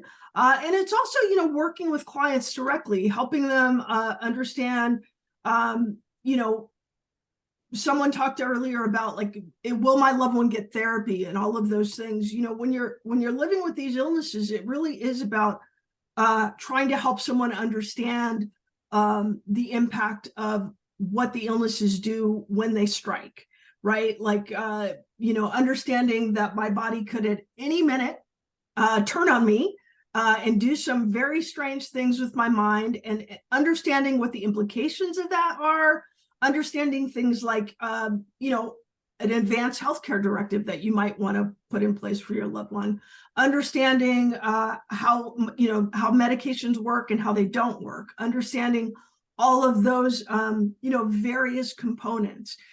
So I think, you know, again, I like you received so much rich information today. I really just want to be here as a support. Like the home team is just one element of what we do in the department of many, you know, and I think I bring a little bit of a unique perspective. I work in this particular division because it is a deep burning passion, because I'm witness to what can happen when you get the right treatment and lives can turn around entirely. I'm also witness to the opposite side when people don't get in treatment and things sort of continue to deteriorate and more brain damage happens. So really, I really wanted to be a resource here for you today, answer any questions I can. And, you know, I just, you know, thank you so much, Jim, and thank you, Gail, for bringing this form to allow families to ask questions and receive information, because so often when these illnesses strike, like everybody is just taken by surprise and nobody knows what to do. And this is a form where you're talking about all the things that are available and actually how to do them. What are the things you need to say? What are the things you need to know, etc. But what I want to say to all of you is that recovery is absolutely possible. The sooner you intervene, the better the health outcomes. And, you know, though it's not always as easy as we'd like it to be, what I will say is be persistent in your pursuits. Use the information that you were given today. Do pick up the phone and call Gail. She said, you know, if somebody's telling you something different, please reach out to her. I would encourage you to actually do that, because sometimes people just don't know what they don't know, and you need sometimes an advocate to like push and you know, make people do what they're supposed to do, or enlighten people about what they're supposed to do. So I think that's all I have. But